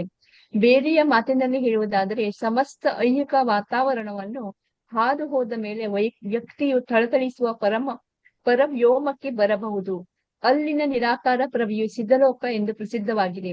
ದೇವೋತ್ತಮ ಪರಮಪುರುಷನ ದೇಹದಲ್ಲಿ ಐಕ್ಯವಾಗಬೇಕೆಂದು ಬಯಸುವ ಮಾಯಾವಾದಿ ದಾರ್ಶನಿಕರು ಹಾಗೂ ಕೃಷ್ಣನಿಂದ ಹತರಾದ ಕಂಸ, ಶಿಶುಪಾಲರಂತಹ ಅಸುರರು ಆ ಬ್ರಹ್ಮಜ್ಯೋತಿಯನ್ನು ಪ್ರವೇಶಿಸುತ್ತಾರೆ.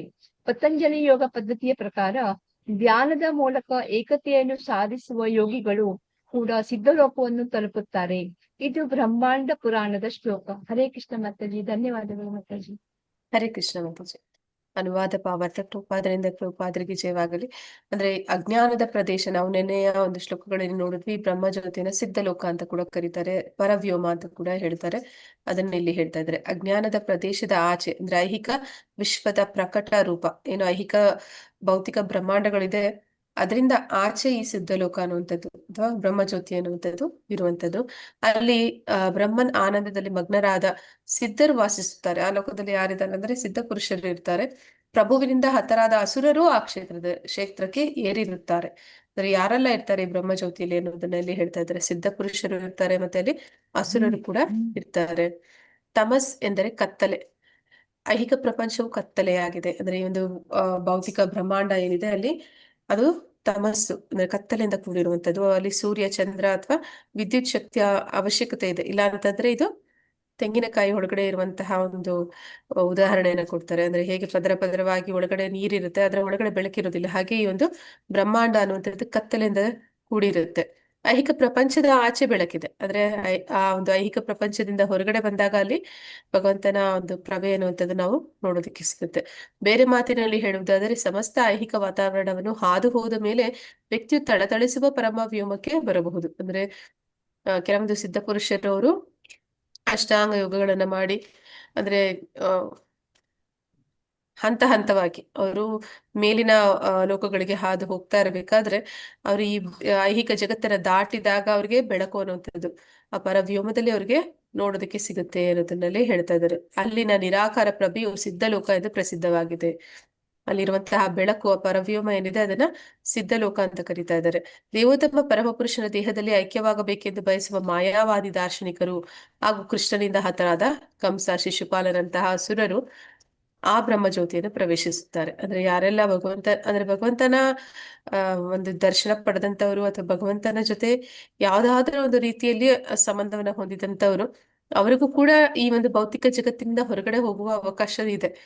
ಅದು ಎಷ್ಟರ ಮಟ್ಟಿಗೆ ಅನ್ನೋದನ್ನ ಇಲ್ಲಿ ಹೇಳ್ತಾ ಇದ್ದಾರೆ. ಅಂದ್ರೆ ಅಸುರರಾಗಿದ್ರೆ ಅಥವಾ ಕೃಷ್ಣ ಅಪರಾಧಿಗಳಾಗಿದ್ರೆ ಅವನನ್ನ ಧ್ಯಾನಿಸ್ತಾರೆ, ಅವನನ್ನ ಸ್ಮರಿಸ್ತಾರೆ, ಅಥವಾ ಅವನ ದ್ವೇಷದಿಂದನೋ ಅಸೂಯೆಯಿಂದನೋ ಅವನ ಬಗ್ಗೆ ಚಿಂತನೆ ಮಾಡುವಂತವ್ರು ಅವರು ಈ ಬ್ರಹ್ಮಜ್ಯೋತಿಯನ್ನ ಪ್ರವೇಶಿಸ್ತಾರೆ ಅನ್ನೋದನ್ನ ಇಲ್ಲಿ ಹೇಳ್ತಾ ಇದ್ದಾರೆ. ಪತಂಜಲಿ ಯೋಗ ಪದ್ಧತಿಯ ಪ್ರಕಾರ ಧ್ಯಾನದ ಮೂಲಕ ಏಕತೆಯನ್ನು ಸಾಧಿಸುವ ಯೋಗಿಗಳು ಕೂಡ ಸಿದ್ಧಲೋಕವನ್ನ ತಲುಪುತ್ತಾರೆ. ಅಂದ್ರೆ ಯಾರೆಲ್ಲ ಪತಂಜಲಿ ಯೋಗ ಪದ್ಧತಿಯನ್ನ ಅವರು ಅನುಷ್ಠಾನ ಮಾಡ್ತಾರೆ, ಈ ಅಷ್ಟಾಂಗ ಯೋಗ ರೀತಿ ಅದನ್ನ ಯಾರು ಮಾಡ್ತಾರೆ, ಆ ಮೂಲಕ ಭಗವಂತನನ್ನ ಧ್ಯಾನ ಮಾಡ್ತಾರೆ, ಅಂತವ್ರು ಯಾವಾಗ ಭಗವಂತನಲ್ಲಿ ಒಂದಾಗ್ಬೇಕು, ಒಂದು ಅದ್ವೈತವಾದಿಗಳು ಇರ್ತಾರೆ, ಅವರು ಕೂಡ ಇದೇ ಒಂದು ಪರವ್ಯೋಮ ಅಥವಾ ಸಿದ್ಧಲೋಕವನ್ನು ತಲುಪ್ತಾರೆ ಅನ್ನೋದನ್ನಲ್ಲಿ ಹೇಳ್ತಾ ಇದ್ದಾರೆ. ಇದು ಬ್ರಹ್ಮಾಂಡ ಪುರಾಣದ ಶ್ಲೋಕ. ಬ್ರಹ್ಮಾಂಡ ಪುರಾಣದ ಶ್ಲೋಕದಲ್ಲಿ ಈ ವಿಷಯವನ್ನು ಕುರಿತಾಗಿ ಹೇಳಿದ್ದಾರೆ.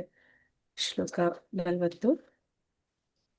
ಸೇಯಿ ಪರವ್ಯೋಮೇ ನಾರಾಯಣೀರಾಚಾರಿ ಪಾಶೆ ದ್ವಾರಕಾ ಚತುರ್ವ್ಯೂಹೇರ ದ್ವಿತೀಯ ಪ್ರಕಾಶೆ. ಹರೇ ಕೃಷ್ಣ. ಲಲಿತಾ ಪೂಜಾರಿ ಮಾತಾಜಿ, ಲೀಲಾವತಿ ಮಾತಾಜಿ, ಹರೇ ಕೃಷ್ಣ. ನಾನು ಓದ್ಲಾ ಮಾತಾಜಿ? ಲಲಿತಾ ಆರ್ ಪೂಜಾರಿ ಮಾತಾಜಿ, ಹರೇ ಕೃಷ್ಣ. ಕಾಮಾಕ್ಷಿ ಮಾತಾಜಿ, ಹರೇ ಕೃಷ್ಣ. ಹರೇ ಕೃಷ್ಣ ಮಾತಾಜಿ.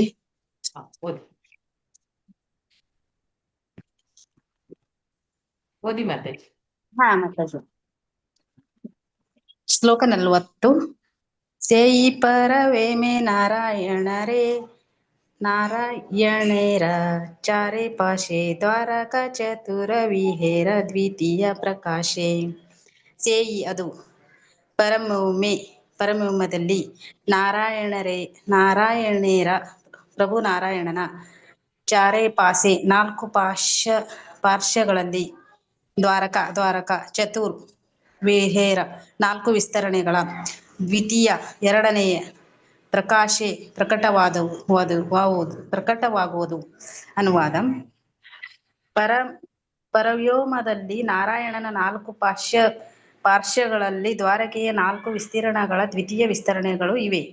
ಭಾವಾರ್ಥ: ಕೃಷ್ಣನ ಧಾಮದಿಂದ ದ್ವಾರಕೆಯ 4 ವಿಸ್ತರಣೆಗಳ ದ್ವಿತೀಯ ಪ್ರಕಟ ರೂಪವು ಪರವ್ಯೋಮದಲ್ಲಿ ಒಳಗಡೆ ಇದೆ. ಐಹಿಕ ಗುಣಗಳ ಸೋಂಕು ತಟ್ಟದಂತಹ ಈ ಎಲ್ಲಾ ಆಧ್ಯಾತ್ಮಿಕ ರೂಪಗಳಲ್ಲಿ ಶ್ರೀ ಬಲದೇವನು ಮಹಾ ಸಂಕರ್ಷಣ ರೂಪದಲ್ಲಿ ಪ್ರತಿನಿಧಿಸಲ್ಪಟ್ಟಿದ್ದಾನೆ. ಪರವ್ಯೋಮದ ಚಟುವಟಿಕೆಗಳು ಪರಿಶುದ್ಧ ಆಧ್ಯಾತ್ಮಿಕ ಅಸ್ತಿತ್ವದಲ್ಲಿ ಅಂತರಂಗ ಶಕ್ತಿಯಿಂದ ಪ್ರಕಟಗೊಳ್ಳುತ್ತವೆ. ಅವು 6 ದಿವ್ಯ ಐಶ್ವರ್ಯಗಳಲ್ಲಿ ವಿಸ್ತರಣೆಗೊಳ್ಳುತ್ತವೆ. ಅವೆಲ್ಲವೂ ಮಹಾ ಮಹಾಸಂಕರ್ಷಣನ ಪ್ರಕಟ ರೂಪಗಳು. ಅವನು ಎಲ್ಲಾ ಜೀವಿಗಳ ಅಂತಿಮ ನಿಧಿ ಮತ್ತು ಗುರಿ. ಜೀವಶಕ್ತಿ ಎಂದು ಹೆಸರಾದ ತಟಸ್ಥ ಶಕ್ತಿಗೆ ಸೇರಿದವಾಗಿದ್ದರೂ ಜೀವಿಗಳೆಂದು ಹೆಸರಾದ ಆಧ್ಯಾತ್ಮಿಕ ಕಿಡಿಗಳು ಐಹಿಕ ಶಕ್ತಿಯ ನಿಯಮಗಳಿಗೆ ಬದ್ಧವಾಗಿರುತ್ತವೆ. ಇದು ಏಕೆಂದರೆ ಈ ಕಿಡಿಗಳು ಪ್ರಭುವಿನ ಅಂತರಂಗ ಮತ್ತು ಬಹಿರಂಗ ಶಕ್ತಿಗಳೆರಡಕ್ಕೂ ಸಂಬಂಧಿಸಿದ್ದಾಗಿವೆ. ಆದ್ದರಿಂದ ಅವು ತಟಸ್ಥ ಶಕ್ತಿಗೆ ಸೇರಿದವು ಎಂದು ಹೆಸರಾಗಿವೆ. ವಾಸುದೇವ, ಸಂಕರ್ಷಣ, ಪ್ರದ್ಯುಮ್ನ ಮತ್ತು ಅನಿರುದ್ಧ ಎಂದು ಪ್ರಸಿದ್ಧರಾದ ಪರಮ ದೇವೋತ್ತಮನ 4 ರೂಪಗಳನ್ನು ಪರಿಗಣಿಸುತ್ತಾ ಶ್ರೀಪಾದ ಶಂಕರಾಚಾರ್ಯರೇ ಮೊದಲಾದ ನಿರಾಕಾರವಾದಿಗಳು ವೇದಾಂತ ಸೂತ್ರಗಳನ್ನು ನಿರಾಕಾರವಾದಿ ಸಿದ್ಧಾಂತಕ್ಕೆ ಸೂಕ್ತವಾದ ರೀತಿಯಲ್ಲಿ ವ್ಯಾಖ್ಯಾನ ಮಾಡಿದ್ದಾರೆ. ಅಂತಹ ಸೂತ್ರಗಳ ವಾಸ್ತವಿಕವಾದ ಭಾವವನ್ನು ಕೊಡುವುದಕ್ಕಾಗಿ ವೃಂದಾವನದ 6 ಗೋಸ್ವಾಮಿಗಳಲ್ಲಿ ಮುಖಂಡರಾದ ಶ್ರೀ ರೂಪ ಗೋಸ್ವಾಮಿ ಅವರು ತಮ್ಮ ಲಘು ಭಾಗವತಾಮೃತ ಎನ್ನುವ ಗ್ರಂಥದಲ್ಲಿ ಅಂತಹ ನಿರಾಕಾರವಾದಿಗಳಿಗೆ ಸೂಕ್ತವಾದ ಉತ್ತರ ನೀಡಿದ್ದಾರೆ. ಲಘು ಭಾಗವತಾಮೃತವು ವೇದಾಂತ ಸೂತ್ರಗಳನ್ನು ಕುರಿತು ಸಹಜವಾಗಿ ವ್ಯಾಖ್ಯಾನ. ಶ್ರೀಲ ರೂಪ ಗೋಸ್ವಾಮಿ ಅವರು ತಮ್ಮ ಲಘು ಭಾಗವತಾಮೃತದಲ್ಲಿ ಉದ್ಧರಿಸಿದಂತೆ ಪದ್ಮ ಪುರಾಣವು ಹೀಗೆ ವರ್ಣಿಸಿದೆ. ಪರವ್ಯೋಮದಲ್ಲಿ ಪೂರ್ವ, ಪಶ್ಚಿಮ ಮತ್ತು ಉತ್ತರ, ದಕ್ಷಿಣ ದಿಕ್ಕುಗಳಿಗೆ ಸಂಬಂಧಿಸಿದಂತೆ 4 ದಿಕ್ಕುಗಳಿವೆ. ಅಲ್ಲಿ ವಾಸುದೇವ, ಸಂಕರ್ಷಣ, ಅನಿರುದ್ಧ ಮತ್ತು ಪ್ರದ್ಯುಮ್ನ ನೆಲೆಸಿದ್ದಾರೆ. ಇವೇ ರೂಪಗಳು ಐಹಿಕ ಆಕಾಶದಲ್ಲೂ ಇವೆ. ಪದ್ಮ ಪುರಾಣವು ಪರವ್ಯೋಮದಲ್ಲಿರುವ ವಾಸುದೇವನ ನೆಲೆಸಿರುವ ವೇದವತಿಪುರ ಎಂಬ ನಗರದ ಪುರಾಣ, ಪರವ್ಯೋಮದಲ್ಲಿರುವ ವಾಸುದೇವನ ನೆಲೆಸಿರುವ ವೇದತಿಪುರ ಎಂಬ ನಗರದ ವರ್ಣನೆಯನ್ನು ಕೊಡುತ್ತದೆ. ಸತ್ಯಲೋಕದ ಮೇಲಿರುವ ವಿಷ್ಣು ಲೋಕದಲ್ಲಿ ಸಂಕರ್ಷಣನು ವಾಸ ಮಾಡುತ್ತಾನೆ. ಸಂಕರ್ಷಣನಿಗೆ ಇನ್ನೊಂದು ಹೆಸರು ಮಹಾಸಂಕರ್ಷಣ. ಪ್ರದ್ಯುಮ್ನನು ದ್ವಾರಕಾಪುರದಲ್ಲಿ ವಾಸ ಮಾಡುತ್ತಾನೆ.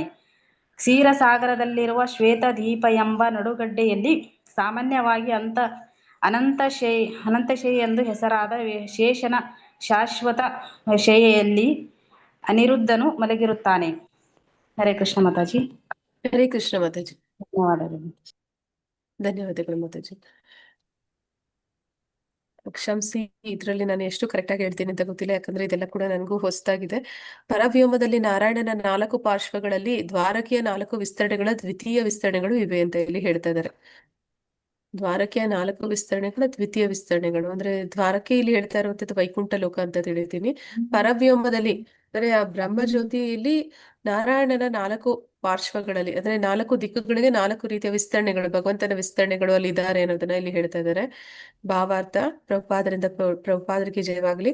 ಕೃಷ್ಣನ ಧಾಮದಿಂದ ದ್ವಾರಕೆಯ 4 ವಿಸ್ತರಣೆಗಳ ದ್ವಿತೀಯ ಪ್ರಕಟವು ಪರವ್ಯೋಮದ ಒಳಗಡೆ ಇದೆ. ಕೃಷ್ಣನ ಧಾಮ ಅಂದ್ರೆ ವೈಕುಂಠ ಲೋಕಗಳು ಅಲ್ಲಿ ದ್ವಾರಕೆಯಲ್ಲಿ ಅಂದ್ರೆ ಭಗವಂತ ಗೋಲೋಕ ವೃಂದಾವನದಲ್ಲಿದ್ದಾನೆ. ಅದೇ ರೀತಿ ದ್ವಾರಕೆ ಅನ್ನುವಂಥದ್ದು ಕೂಡ ಅವನ ಒಂದು ವೈಕುಂಠ ಲೋಕ. ಅಲ್ಲಿ 4 ವಿಸ್ತರಣೆಗಳ ದ್ವಿತೀಯ ಪ್ರಕಟ ರೂಪ ಅಂದ್ರೆ ಚತುರ್ವ್ಯೂಹ ಅಂತ ಏನ್ ಕರೀತಾರೆ, ವಸುದೇವ, ಸಂಕರ್ಷಣ, ಅನಿರುದ್ಧ, ಪ್ರದ್ಯುಮ್ನ ಅವರು ಮತ್ತೆ ಇನ್ನೊಂದು ಬಾರಿ ಒಂದು ನಾರಾಯಣನ ರೂಪ ಬರುತ್ತೆ. ಮತ್ತೆ ನಾರಾಯಣನಿಂದ ಮತ್ತೆ ಈ ಚತುರ್ವ್ಯೂಹಗಳ ಒಂದು ವಿಸ್ತರಣೆ ಆಗುತ್ತೆ. ಅದನ್ನ ಇಲ್ಲಿ ಹೇಳ್ತಾ ಇದ್ದಾರೆ ಅನ್ಕೋತೀನಿ. ಪರವ್ಯೋಮದ ಒಳಗಡೆ ಇದೆ ಅಂತ ಇಲ್ಲಿ ಹೇಳ್ತಾ ಇದ್ದಾರೆ. ಅಂದ್ರೆ ಈ ಬ್ರಹ್ಮಜ್ಯೋತಿಯಲ್ಲಿ ಕೂಡ ಅದು ಇದೆ ಅನ್ನುವಂಥದ್ದು. ಐಹಿಕ ಗುಣಗಳು ಸೋಂಕು ತಟ್ಟದಂತಹ ಈ ಎಲ್ಲಾ ಆಧ್ಯಾತ್ಮಿಕ ರೂಪಗಳಲ್ಲಿ ಶ್ರೀ ಬಲದೇವನು ಮಹಾಸಂಕರ್ಷಣನ ರೂಪದಲ್ಲಿ ಪ್ರತಿನಿಧಿಸಲ್ಪಟ್ಟಿದ್ದಾನೆ. ಈ ಆಧ್ಯಾತ್ಮಿಕ ಜಗತ್ತಿನಲ್ಲಿ ಅವರು ಬಲದೇವ, ಶ್ರೀ ಬಲದೇವ ಅಂದ್ರೆ ಇಲ್ಲಿ ಬಲದೇವ ಅಂದ್ರೆ ಬಲರಾಮ ಅವನು ಸಂಕರ್ಷಣನ ರೂಪದಲ್ಲಿ ಇದ್ದಾನೆ ಅನ್ನೋದನ್ನಲ್ಲಿ ಹೇಳ್ತಾ ಇದ್ದಾರೆ. ಪರವ್ಯೋಮದ ಚಟುವಟಿಕೆಗಳು ಪರಿಶುದ್ಧ ಆಧ್ಯಾತ್ಮಿಕ ಅಸ್ತಿತ್ವದಲ್ಲಿ ಅಂತರಂಗ ಶಕ್ತಿಯಿಂದ ಪ್ರಕಟಗೊಳ್ಳುತ್ತವೆ. ಅಂದ್ರೆ ಇದೆಲ್ಲವೂ ಕೂಡ ಆಧ್ಯಾತ್ಮಿಕ ಜಗತ್ತು. ಪರವ್ಯೋಮ ಅಥವಾ ಬ್ರಹ್ಮಜ್ಯೋತಿ ಅನ್ನುವಂಥದ್ದು ಕೂಡ ಅದು ಆಧ್ಯಾತ್ಮಿಕ ಜಗತ್ತೇ ಆಗಿದೆ. ಪರಿಶುದ್ಧ ಆಧ್ಯಾತ್ಮಿಕ ಅಸ್ತಿತ್ವದಲ್ಲಿ ಅಂತರಂಗ ಶಕ್ತಿಯಿಂದ ಪ್ರಕಟಗೊಳ್ಳುತ್ತವೆ ಅಂತ ಅಂದ್ರೆ ಅವು ಕೂಡ ಅಂತರಂಗ ಶಕ್ತಿಯ ಅಸ್ತಿತ್ವದಲ್ಲಿ ಇದೆ ಅನ್ನುವಂಥದ್ದು. ಅವು 6 ದಿವ್ಯ ಐಶ್ವರ್ಯಗಳಲ್ಲಿ ವಿಸ್ತರಣೆಗೊಳ್ಳುತ್ತವೆ. 6 ದಿವ್ಯ ಐಶ್ವರ್ಯಗಳು. ಹರೇ ಕೃಷ್ಣ. ಮಾತಾಜಿ.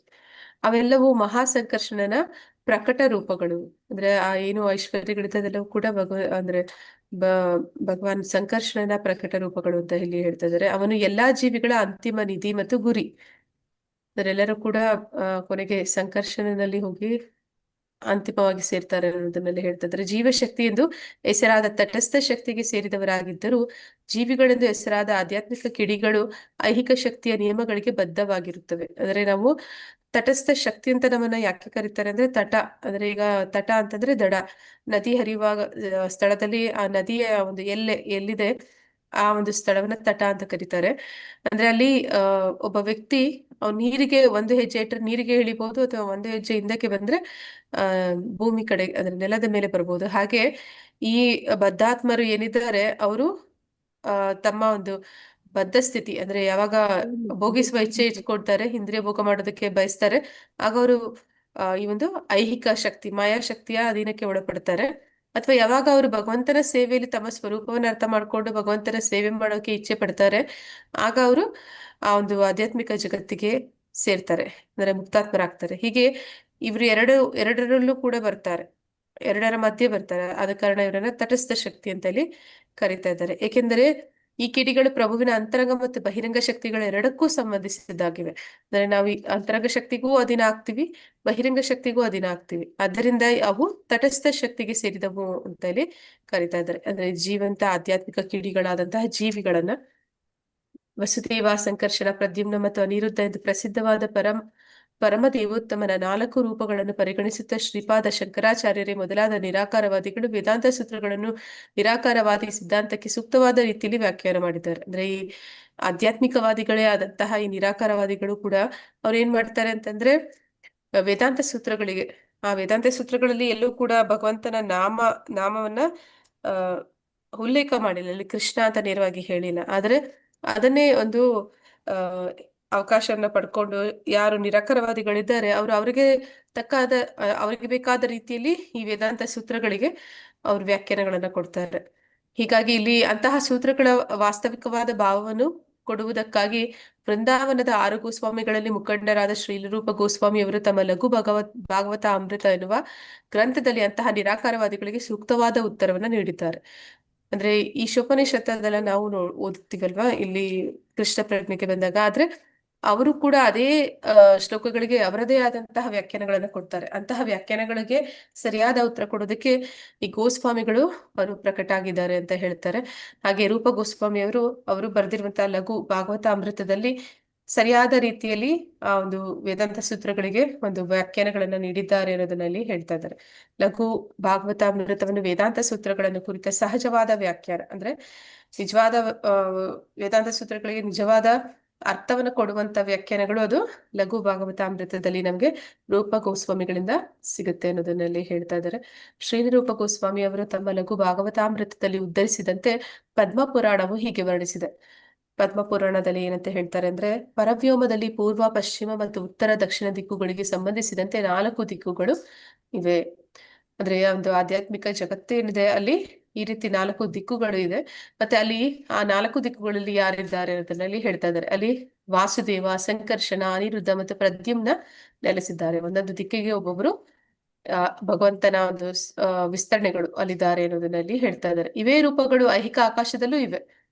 ಈ ಒಂದು ಐಹಿಕ ಜಗತ್ತು ಏನಿದೆ, ಭೌತಿಕ ಜಗತ್ತೇನಿದೆ, ಅಲ್ಲೂ ಕೂಡ ಅದೇ ರೀತಿ ಭಗವಂತನ ಒಂದು 4 ರೂಪಗಳು ಅಥವಾ 4 ಸ್ವಾಂಶ ವಿಸ್ತರಣೆಗಳು ಇಲ್ಲೂ ಕೂಡ ಇದ್ದಾರೆ ಅನ್ನೋದನ್ನಲ್ಲಿ ಹೇಳ್ತಾ ಇದ್ದಾರೆ. ಪದ್ಮಪುರಾಣವು ಪರವ್ಯೋಮದಲ್ಲಿರುವ ವಾಸುದೇವನು ನೆಲೆಸಿರುವ ವೇದವತಿಪುರ ಎಂಬ ನಗರದ ವರ್ಣನೆಯನ್ನು ಕೊಡುತ್ತದೆ. ಅಂದ್ರೆ ಅಲ್ಲಿ 4 ಜನ 4 ದಿಕ್ಕಿಗೆ ಇದ್ದಾರೆ. ಅದರಲ್ಲಿ ವಾಸುದೇವ ಎಲ್ಲಿದ್ದಾನೆ ಅಂತಂದ್ರೆ ಅವನು ವೇದವತಿಪುರ ಎಂಬ ನಗರದಲ್ಲಿ ಇದ್ದಾನೆ ಅನ್ನೋದನ್ನಲ್ಲಿ ಪದ್ಮಪುರಾಣ ಹೇಳುತ್ತೆ. ಮತ್ತೆ ಸತ್ಯಲೋಕದ ಮೇಲಿರುವ ವಿಷ್ಣು ಲೋಕದಲ್ಲಿ ಸಂಕರ್ಷಣನು ವಾಸ ಮಾಡುತ್ತಾನೆ. ಅಂದ್ರೆ ಈ ಒಂದು ಐಹಿಕ ಜಗತ್ತಿನಲ್ಲೂ ಕೂಡ ಸತ್ಯಲೋಕ, ಊರ್ಧ್ವಲೋಕಗಳಲ್ಲಿ ಸತ್ಯಲೋಕ ಬರುತ್ತೆ. ಅಲ್ಲಿ ಆ ಸತ್ಯಲೋಕದ ಮೇಲೆ ವಿಷ್ಣು ಲೋಕದಲ್ಲಿ ಸಂಕರ್ಷಣ ಇದ್ದಾನೆ ಅನ್ನೋದನ್ನಲ್ಲಿ ಹೇಳ್ತಾ ಇದ್ದಾರೆ. ಸಂಕರ್ಷಣನಿಗೆ ಇನ್ನೊಂದು ಹೆಸರು ಮಹಾಸಂಕರ್ಷಣ. ಪ್ರದ್ಯುಮ್ನನು ದ್ವಾರಕಾಪುರದಲ್ಲಿ ವಾಸ ಮಾಡುತ್ತಾನೆ. ದ್ವಾರಕೆಯಲ್ಲಿ ಯಾರಿದ್ದಾರೆ ಅಂದ್ರೆ ಪ್ರದ್ಯುಮ್ನ. ಮತ್ತೆ ಕ್ಷೀರಸಾಗರದಲ್ಲಿರುವ ಶ್ವೇತದ್ವೀಪ ಎಂಬ ನಡುಗಡ್ಡೆಯಲ್ಲಿ ಸಾಮಾನ್ಯವಾಗಿ ಅನಂತಶಯ್ಯ ಎಂದು ಹೆಸರಾದ ಶೇಷನ ಶಾಶ್ವತ ಶಯ್ಯೆಯಲ್ಲಿ ಅನಿರುದ್ಧನು ಮಲಗಿರುತ್ತಾನೆ. ಅಂದ್ರೆ ಕ್ಷೀರಸಾಗರದಲ್ಲಿ ಕೂಡ ಭಗವಂತನ ಸ್ವಾಂಶ ವಿಸ್ತರಣೆಯಾದಂತಹ ಅನಿರುದ್ಧ ಇದ್ದಾರೆ. ಯಾವ ರೂಪದಲ್ಲಿದ್ದಾನೆ? ಅನಂತಶಯ್ಯ.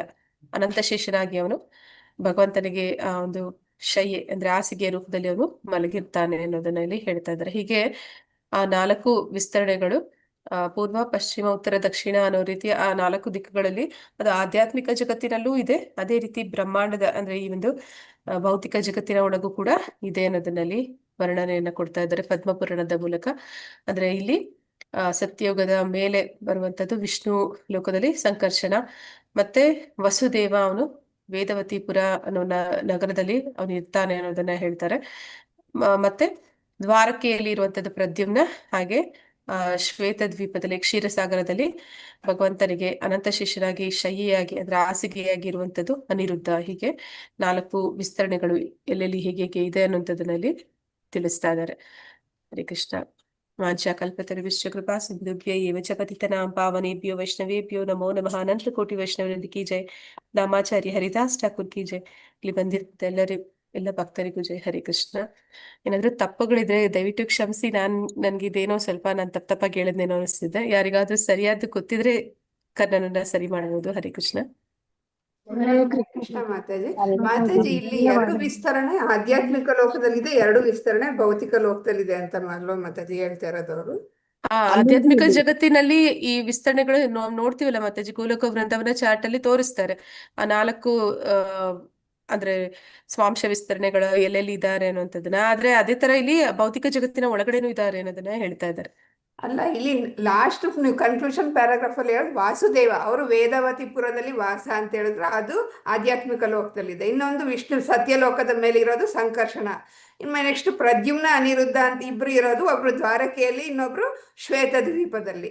ಇದು 2 ಐಹಿಕ ಲೋಕದಲ್ಲಿ ಬರುತ್ತೆ, ಇದು 2 ಆಧ್ಯಾತ್ಮಿಕ ಲೋಕದಲ್ಲಿ ಬರುತ್ತಲ್ವಾ ಮಾತಾಜಿ ಅಂತ ನಾನ್ ಅನ್ಕೊಂಡು ಕೇಳ್ತಾ ಇದ್ದೆ. ಇಲ್ಲ ಮಾತಾಜಿ, ನನಗನಿಸ್ತಿದೆ ಇದು 4 ಕೂಡ ಭೌತಿಕ ಜಗತ್ತಿನೇ ಹೇಳ್ತಾ ಇದ್ದಾರೆ. ಅಲ್ಲೂ 4 ಇದೆ, ಇಲ್ಲೂ 4 ಇದೆ. ಅಲ್ಲೂ 4 ಇದೆ, ಇಲ್ಲೂ 4 ಇದೆ ಅಲ್ಲ ಮಾತಾಜಿ? ನನ್ಗೆ ಆತರ ಅನಿಸ್ತಿದೆ ಮಾತಾಜಿ. ಸತ್ಯಲೋಕದ ಮೇಲೆ ಅಂತಂದ್ರೆ ಇದು ಕೂಡ ಮತ್ತೆ ಲೌಕಿಕ ಜಗತ್ತೇ ಆಯ್ತು. ಆ ವೇದವತಿಪುರ ಎಲ್ಲಿ ಬರುತ್ತೆ ಭೂಮಿನಲ್ಲಿ ಅಂತ ನನಗೆ ಗೊತ್ತಿಲ್ಲ, ಭೌತಿಕ ಜಗತ್ತಿನಲ್ಲಿ. ಆದ್ರೆ ಸತ್ಯಲೋಕ ಅನ್ನುವಂಥದ್ದು ಬ್ರಹ್ಮಲೋಕ, ಸತ್ಯಲೋಕ ಇದೆಲ್ಲ ಬ್ರಹ್ಮಾಂಡದ ಒಳಗಡೆ ಬರುತ್ತೆ. ಅಲ್ಲೇ ಬರುವಂತದ್ದು ಇಲ್ಲಿ ಸಂಕರ್ಷಣ ಅನ್ನೋದನ್ನ ಹೇಳ್ತಾರೆ. ಅಲ್ಲಿ ನೋಡಿ ಪರವ್ಯೋಮದಲ್ಲಿರುವ ಅಂತ ಹೇಳಿದ್ದಾರೆ ಮಾತಾಜಿ. ಪರವ್ಯೋಮದಲ್ಲಿರುವ ವಾಸುದೇವನು, ಪರವ್ಯೋಮದಲ್ಲಿರುವ ಪರವ್ಯೋಮ ಅಂದ್ರೆ ಅದು ಆಧ್ಯಾತ್ಮಿಕ ಲೋಕ ಅಲ್ವಾ ಮಾತಾಜಿ? ಆ ಅರ್ಥದಲ್ಲಿ ಕೇಳಿಲ್ಲ. ಅದು ನೋಡಿ, ಪರವ್ಯೋಮದಲ್ಲಿರುವ ವಾಸುದೇವನು ನೆಲೆಸಿರುವ ವೇದವತಿಪುರ ಎಂಬ ವರ್ಣನೆಯನ್ನು ಕೊಡುತ್ತದೆ. ಮಾತಾಜಿ ಹೇಳಿದಾಗೆ ಸತ್ಯಲೋಕ ಇರುವುದು ಭೌತಿಕ ಇದು, ಸತ್ಯಲೋಕದ ಮೇಲಿರುವ ಅದು ವೈಕುಂಠ ಲೋಕ ನೋಡಿ, ಸಂಕರ್ಷಣ. ಗೊತ್ತಿಲ್ಲ ಮಾತಾಜಿ ಏನಂತ. ಪ್ರದ್ಯುಮ್ನ ದ್ವಾರಕ ಅದು ಭೌತಿಕ ಲೋಕ. ಕ್ಷೀರಸಾಗರ ಇರುವುದು ಕೂಡ, ಶ್ವೇತದ್ವೀಪ ಇರುವುದು ಕೂಡ ಅಲ್ಲೇ ಭೌತಿಕ.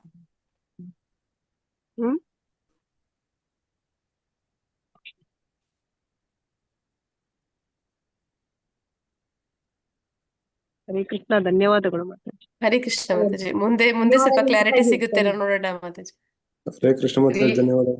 ಹರೇ ಕೃಷ್ಣ ಮಾತಾಜಿ. ಧನ್ಯವಾದಗಳು ಮಾತಾಜಿ. ರೀನಾ ಮಾತಾಜಿ ಏನ್ ಹೇಳ್ತೀರಿ? ಇಲ್ಲವಾ? ಯಾರಿಲ್ಲವಾ? ನೋಡೋಣ, ಮುಂದೆ ಸಿಗ್ಬಹುದು ಮಾತಾಜಿ ಅದಕ್ಕೆ ಕ್ಲಾರಿಟಿ.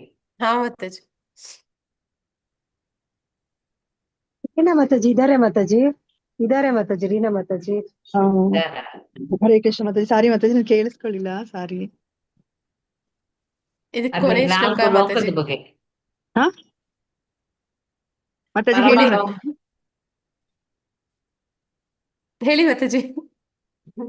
ಹರೇ ಕೃಷ್ಣ ಮಾತಾಜಿ. ಇಲ್ಲಿ 4 ಲೋಕದಲ್ಲಿ ವಾಸುದೇವ, ಸಂಕರ್ಷಣ, ಪ್ರದ್ಯುಮ್ನ, ಅನಿರುದ್ಧ ಅನ್ನೋರು ವಾಸ ಮಾಡ್ತಾರೆ ಅಂದ್ರಲ್ಲ, ಅದ್ರಲ್ಲಿ 4 ಜನ ಮೇಲೆ ಅಂದ್ರೆ ಆಧ್ಯಾತ್ಮಿಕ ಲೋಕದಲ್ಲಿ ಇರ್ತಾರೆ, ಭೌತಿಕ ಲೋಕದಲ್ಲೂ ಇರ್ತಾರೆ ಅಂತ ಅರ್ಥ ಮಾಡ್ಕೋಬೇಕು? ಅಥವಾ ಇಲ್ಲಿ ವೇದಾವತಿಪುರ, ವಿಷ್ಣು ಲೋಕ ಅಂತ 2 ಇರೋದು ಆಧ್ಯಾತ್ಮಿಕ ಲೋಕದಲ್ಲಿದೆ, ದ್ವಾರಕೆ ಮತ್ತೆ ಶ್ವೇತದ್ವೀಪ ಇದು ಐಹಿಕ ಲೋಕದಲ್ಲಿದೆ ಅಂತ ಅರ್ಥ ಮಾಡ್ಕೋಬೇಕು ಮಾತಾಜಿ? ಅವ್ರು ಹೇಳಿದ ಪ್ರಕಾರ 2 ಕಡೆ ಇದೆ, ಮೇಲೂ ಇದೆ ಕೆಳಗೂ ಇದೆ.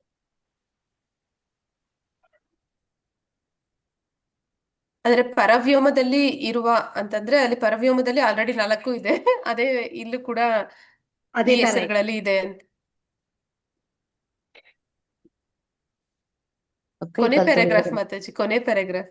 ತೊಳ್ಕೊಂಡ. ಮಾತಾಜಿ ಅಂದ್ರೆ ಕ್ಷೀರಸಾಗರದಲ್ಲಿ ಶ್ವೇತದ್ವೀಪ ಅನ್ನೋ ನಡುಗಡ್ಡೆ ಅಷ್ಟು ಮಾತ್ರ ಇದೆ ಅಂತ ತಿಳ್ಕೊಂಡಿದ್ದು. ಬಟ್ ಇದರಲ್ಲಿ ಈ 4 ರೂಪಗಳು ಐಹಿಕ ಆಕಾಶದಲ್ಲೂ ಇವೆ ಅಂತ ಹೇಳ್ಬಿಟ್ಟು ನೀಟಾಗಿ ಕೊಡ್ತಾ ಇದ್ದಾರೆ ಮಾತಾಜಿ. ಅದೆಲ್ಲ ಮಾತಾಜಿ ಅದು 4 ಇಲ್ಲೂ ಮಾತಾಜಿ ಅದು ಇದೆ ಅಂತ. ಗೊತ್ತಿಲ್ಲ. ಹೌದು ಮಾತಾಜಿ, ಅದ್ರ ಬಗ್ಗೆ ಕರೆಕ್ಟ್ ಆಗಿ ಗೊತ್ತಿಲ್ಲ ಮಾತಾಜಿ ನನಗೆ. ಹರೇ ಕೃಷ್ಣ ಮಾತಾಜಿ. ಮಾತಾಜಿ ಅನಿರುದ್ಧ ವಾಸುದೇವ, ಅನಿರುದ್ಧ, ಸಂಕರ್ಷಣ ಮತ್ತೆ ಇವ್ರಿದ್ರಲ್ಲ ಮಾತಾಜಿ, ನಮ್ಮ ಪ್ರತಿಯೊಂದು ಜೀವದಲ್ಲಿ ಅವ್ರು ಅಧಿದೇವತೆಯಾಗಿ ಅವರೆಲ್ಲ ನಮ್ ದೇಹ ನಡೆಸ್ಕೊಡ್ತಾರ ಅಂತ ನಾನು ಕೇಳಿದ್ದೆ ಮಾತಾಜಿ. ಪ್ರತಿಯೊಂದು ಅಂಗ, ಕಿವಿ, ಮೂಗು, ಕಣ್ಣು, ಉಬ್ಬು, ಇವನ್ ನಾವು ಕೆಳಗಿಂದು ಟಾಯ್ಲೆಟ್ ಬಾತ್ ಹೋಗ್ತಾ ಆ ಒಂದು ಪ್ಲೇಸ್ ಅಲ್ಲಿ ಅವರೇ ಇದ್ಕೊಂಡು ನಡೆಸ್ತಾರ. ಪ್ರತಿಯೊಂದು ಅಂಗಂಗದಲ್ಲೂ ಅವರೇ ನಡೆಸ್ತಾರ ಅಂತ ನಾನು ಕೇಳಿದ್ದೆ ಮಾತಾಜಿ. ಇದು ಸರ್ ಹೌದಾ ಮಾತಾಜಿ? ದೇವತೆಗಳ ಬಗ್ಗೆ ಕೇಳಿದೀನಿ ಮಾತಾಜಿ, ಅಂದ್ರೆ ಸ್ವಾಂಶ ವಿಸ್ತರಣೆಗಳು ಅಷ್ಟು ಇಲ್ಲ ಮಾತಾಜಿ, ನಾ ಕೇಳಿಲ್ಲ. ದೇವತೆಗಳು ಮಾಡ್ತಾ ಇರೋದನ್ನಂತ ಇದು ಕೇಳಿದೀನಿ. ಹರಿಕಥಾಮೃತ ಸಾರದಲ್ಲಿ ಬರುತ್ತಾ ಮಾತಾಜಿ, ಅವಾಗ ನಾನು ಯಾವಾಗೂ ಕೇಳ್ತೆ ಮಾತಾಜಿ. ಅಲ್ಲಿ ಅವ್ರು ಪ್ರತಿಯೊಂದು ಅದ್ರ ವಿಶ್ಲೇಷಣೆ ಕೊಡ್ತಾರಲ್ಲ, ಅವಾಗ ಹೇಳ್ತಿದ್ರು ನಮ್ ಕಣ್ಣು ಪ್ರತಿ ಒಂದು ಇದಕ್ಕೆ ಎಷ್ಟುಕೊಂಡು ಶ್ಲೋಕಗಳಿದೆ, ಯಾವ್ದು ಬಿಡಲ್ಲ ಮಾತಾಜಿ, ಎಲ್ಲದ್ರಲ್ಲೂ ಇದಾರೆ. ಈ ದೇಹನ ಅಷ್ಟುಕೊಂಡು ಪರ್ಫೆಕ್ಟ್ ಆಗಿ ನಡೆಸ್ತಾರ ಅಂದ್ರೆ ನನಗೆ ಆಶ್ಚರ್ಯ ಆಯ್ತು ನಿಜವಾಗ್ಲು. ಅದಕ್ಕೆ ಅದು ಆತರ ಹೇಳಿದಾರೆ ಮಾತಾಜಿ. ಅದು ಎಷ್ಟು ನನಗೂ ಅಷ್ಟು ಕ್ಲೀನ್ ಆಗಿ ಗೊತ್ತಿಲ್ಲ ಮಾತಾಜಿ. ಹಾಗಾಗಿ ನಿರಾಕರವಾದಿಗಳು ಏನಂತ ಹೇಳ್ತಾರೆ ಅಂದ್ರೆ ನಾವೇ ದೇವ್ರು ಅಂತ ಹೇಳ್ತಾರೆ. ನಮ್ಮೊಳಗಡೆನೆ ಎಲ್ಲ ಇದೆ ಅಂದ್ರೆ ನಾನೇ ದೇವ್ರು ಅಂತ ಹೇಳ್ತಾರೆ. ಹರೇ ಕೃಷ್ಣ ಮಾತಾಜಿ. ಓಕೆ, ಹರೇ ಕೃಷ್ಣ ಮಾತಾಜಿ, ಹರೇ ಕೃಷ್ಣ. ಮಾತಾಜಿ ಇನ್ನೊಂದು ಪ್ರಶ್ನೆ ಮಾತಾಜಿ. ಈಗ ರಾಕ್ಷಸರು ಅಲ್ಲಿ ಹೋಗಿ ಏನು ಬ್ರಹ್ಮಜ್ಯೋತಿಯಲ್ಲಿ ಲೀನ ಆಗ್ತಾರಲ್ಲ, ಅವ್ರು ಅಲ್ಲಿಂದ ಆಧ್ಯಾತ್ಮಿಕ ಲೋಕಕ್ಕೆ ಅವ್ರು ಯಾವಾಗ್ಲೂ ಹೋಗೋದೇ ಇಲ್ವಾ? ಅಷ್ಟೇನಾ ಅವ್ರದ್ದು ಅಲ್ಲೇ ಗತಿ ಮುಗಿಯುತ್ತ ಮಾತಾಜಿ? ಅವ್ರು ಹೆಂಗೆ ಆಧ್ಯಾತ್ಮಿಕ ಲೋಕಕ್ಕೆ ಹೋಗ್ತಾರೆ? ಅಂದ್ರೆ ಮತ್ತೆ ಭೂಮಿ ಮೇಲೆ ಹುಟ್ಟಿ ಭಕ್ತರ ಸಂಘ ಸಿಕ್ಕಿದ್ರೆ ಹೋಗ್ತಾರೆ ಮಾತಾಜಿ. ಅಲ್ಲ ಅಂದ್ರೆ ಅದು ನಾಶ ಪ್ರಳಯ ಕಾಲದಲ್ಲಿ ನಾಶ ಆದಾಗ ಅವ್ರು ಮತ್ತೆ ಭೂಮಿ ಮೇಲೆ ಹುಟ್ಟುತ್ತಾರೆ ಅಂತನ? ಹುಟ್ಟಿ ಮತ್ತೆ ಇಲ್ಲ ಮಾತಾಜಿ, ಅಲ್ಲಿ ನಾಶ ಇಲ್ಲಿ ಆಗುತ್ತೆ. ಅಲ್ಲಿ ಪರವ್ಯೋಮದಲ್ಲಿ ಏನು ನಾಶ ಆಗೋದಿಲ್ಲ. ಅವರೇ ಸಾಕಾಗಿ ಬೇಡ ಅಂತ ಹೇಳಿ ಮತ್ತೆ ವಾಪಸ್ ಬಂದ್ಬಿಡ್ತಾರೆ. ವಾಪಸ್ ಹೆಂಗ್ ಬರ್ತಾರೆ ಮಾತಾಜಿ? ಅಲ್ಲಿ ಏನು ಕೆಲಸ ಇರಲ್ಲ, ಜ್ಯೋತಿಯಲ್ಲಿ ಇರ್ತಾರೆ ಅಂದ್ರೆ ಅವ್ರು ಹೆಂಗೆ ವಾಪಸ್ ಬರ್ತಾರೆ ಅಂತ? ಅಂದ್ರೆ ಮಾತಾಜಿ ಜೀವಿಗೆ ಆ ವ್ಯಕ್ತಿತ್ವ ಅನ್ನುವಂಥದ್ದು ಇರುತ್ತೆ ಮಾತಾಜಿ. ಅವ್ರು ಅನ್ಕೋತಾರೆ ಅಲ್ಲಿ ನಾನು ಒಂದಾಗ್ಬಿಟ್ಟೆ, ನನ್ನ ವ್ಯಕ್ತಿತ್ವ ಅದು ನಾಶ ಆಯ್ತು ಅಂತ. ವ್ಯಕ್ತಿತ್ವ ನಾಶ ಆಗಲ್ಲ. ಆ ಆತ್ಮಕ್ಕೆ ಇರೋ ಸಾಮರ್ಥ್ಯ ಅಂದ್ರೆ ಆಸೆಗಳು, ಬಯಕೆಗಳು. ಅಲ್ಲಿ ಹೋಗಿ ಅವ್ರು ಶಾಂತವಾಗಿರ್ಬೇಕು ಅಂತ ಬಯಸಿದಷ್ಟು ಕಾಲ ಅಲ್ಲಿ ಇರ್ತಾರೆ. ಶಾಂತಿ ಸಾಕಾಯ್ತಪ್ಪ, ಇನ್ನು ನನ್ ಮತ್ತೆ ಇನ್ನೇನಾದ್ರೂ ನನ್ಗೆ ವೈವಿಧ್ಯತೆ ಬೇಕು ಅಂತಂದ ಮನಸ್ಸಲ್ಲಿ ಅವ್ರು ಅನ್ಕೊಂಡಿದ್ ಕೂಡ್ಲೆ ಅವ್ರು ಮತ್ತೆ ಈ ಭೌತಿಕ ಜಗತ್ತಿಗೆ ಬಂದ್ಬಿಡ್ತಾರೆ. ಅಂದ್ರೆ ಇಲ್ಲಿ ಕಥೆಯಲ್ಲಿ ಜಯ ವಿಜಯರು ಅಲ್ಲಿ ಹೋಗಿರ್ಲಿಲ್ಲ. ಅವರಲ್ಲಿ ಜಯ ವಿಜಯರು ಅಂತ ಮೆನ್ಷನ್ ಮಾಡ್ತಾ ಇಲ್ಲ.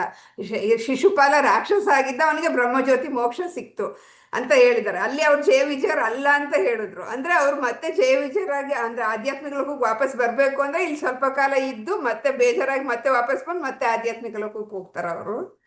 ಇಲ್ಲ ಮಾತಾಜಿ, ಅವ್ರ ಕೇಸ್ ಬೇರೆ, ಅವ್ರದ್ದು ಕೇಸೇ ಬೇರೆ. ಅಂದ್ರೆ ನಮ್ ತರ ಅಲ್ಲ ಅವರು. ಅಂದ್ರೆ ಅವರು ಪೂರ್ವ ನಿರ್ಧಾರಿತ, ಅಂದ್ರೆ ಅವರು ವಾಪಸ್ ಹೋಗ್ಬೇಕು ಅನ್ನೋಂಥದ್ದು ಇದೆ ಅವ್ರಿಗೆ. ಅಂದ್ರೆ 3 ಆದ್ಮೇಲೆ ಅವ್ರು ಮತ್ತೆ ಹೋಗ್ತಾರೆ ಅನ್ನೋಂಥದ್ದು ನಿರ್ಧಾರ ಆಗೋಗಿದೆ. ಅಂದ್ರೆ ನಮ್ದು ಆಗಲ್ಲ, ಅಥವಾ ರಾಕ್ಷಸರದು ಆಗಲ್ಲ. ಹೋಗ್ತೀವಿ ಅಂತ ಹೇಳಕ್ಕಾಗಲ್ಲ. ಸಮಯ ಆದ ತಕ್ಷಣ ಅವ್ರು ಹೋಗ್ತಾರೆ ಅನ್ನೋದು ಪೂರ್ವ ನಿರ್ಧಾರಿತ ಆಗಿದೆ. ಅಲ್ಲಿ ನಿರ್ಧಾರ ಆಗೋಗಿದೆ. ಓಕೆ ಮಾತಾಜಿ.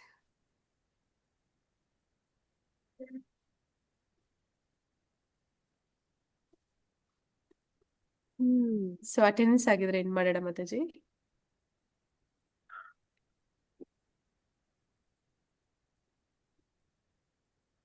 ಹರೇ ಕೃಷ್ಣ. ಹರೇ ಕೃಷ್ಣ ಮಾತಾಜಿ, ಧನ್ಯವಾದಗಳು. ಧನ್ಯವಾದಗಳು ಮಾತಾಜಿ. ಎಲ್ಲರದ್ದು ಅಟೆಂಡೆನ್ಸ್ ಆಗಿದ್ರೆ ನಾನು ಎಂಡ್ ಮಾಡ್ಲಾ ಮಾತಾಜಿ?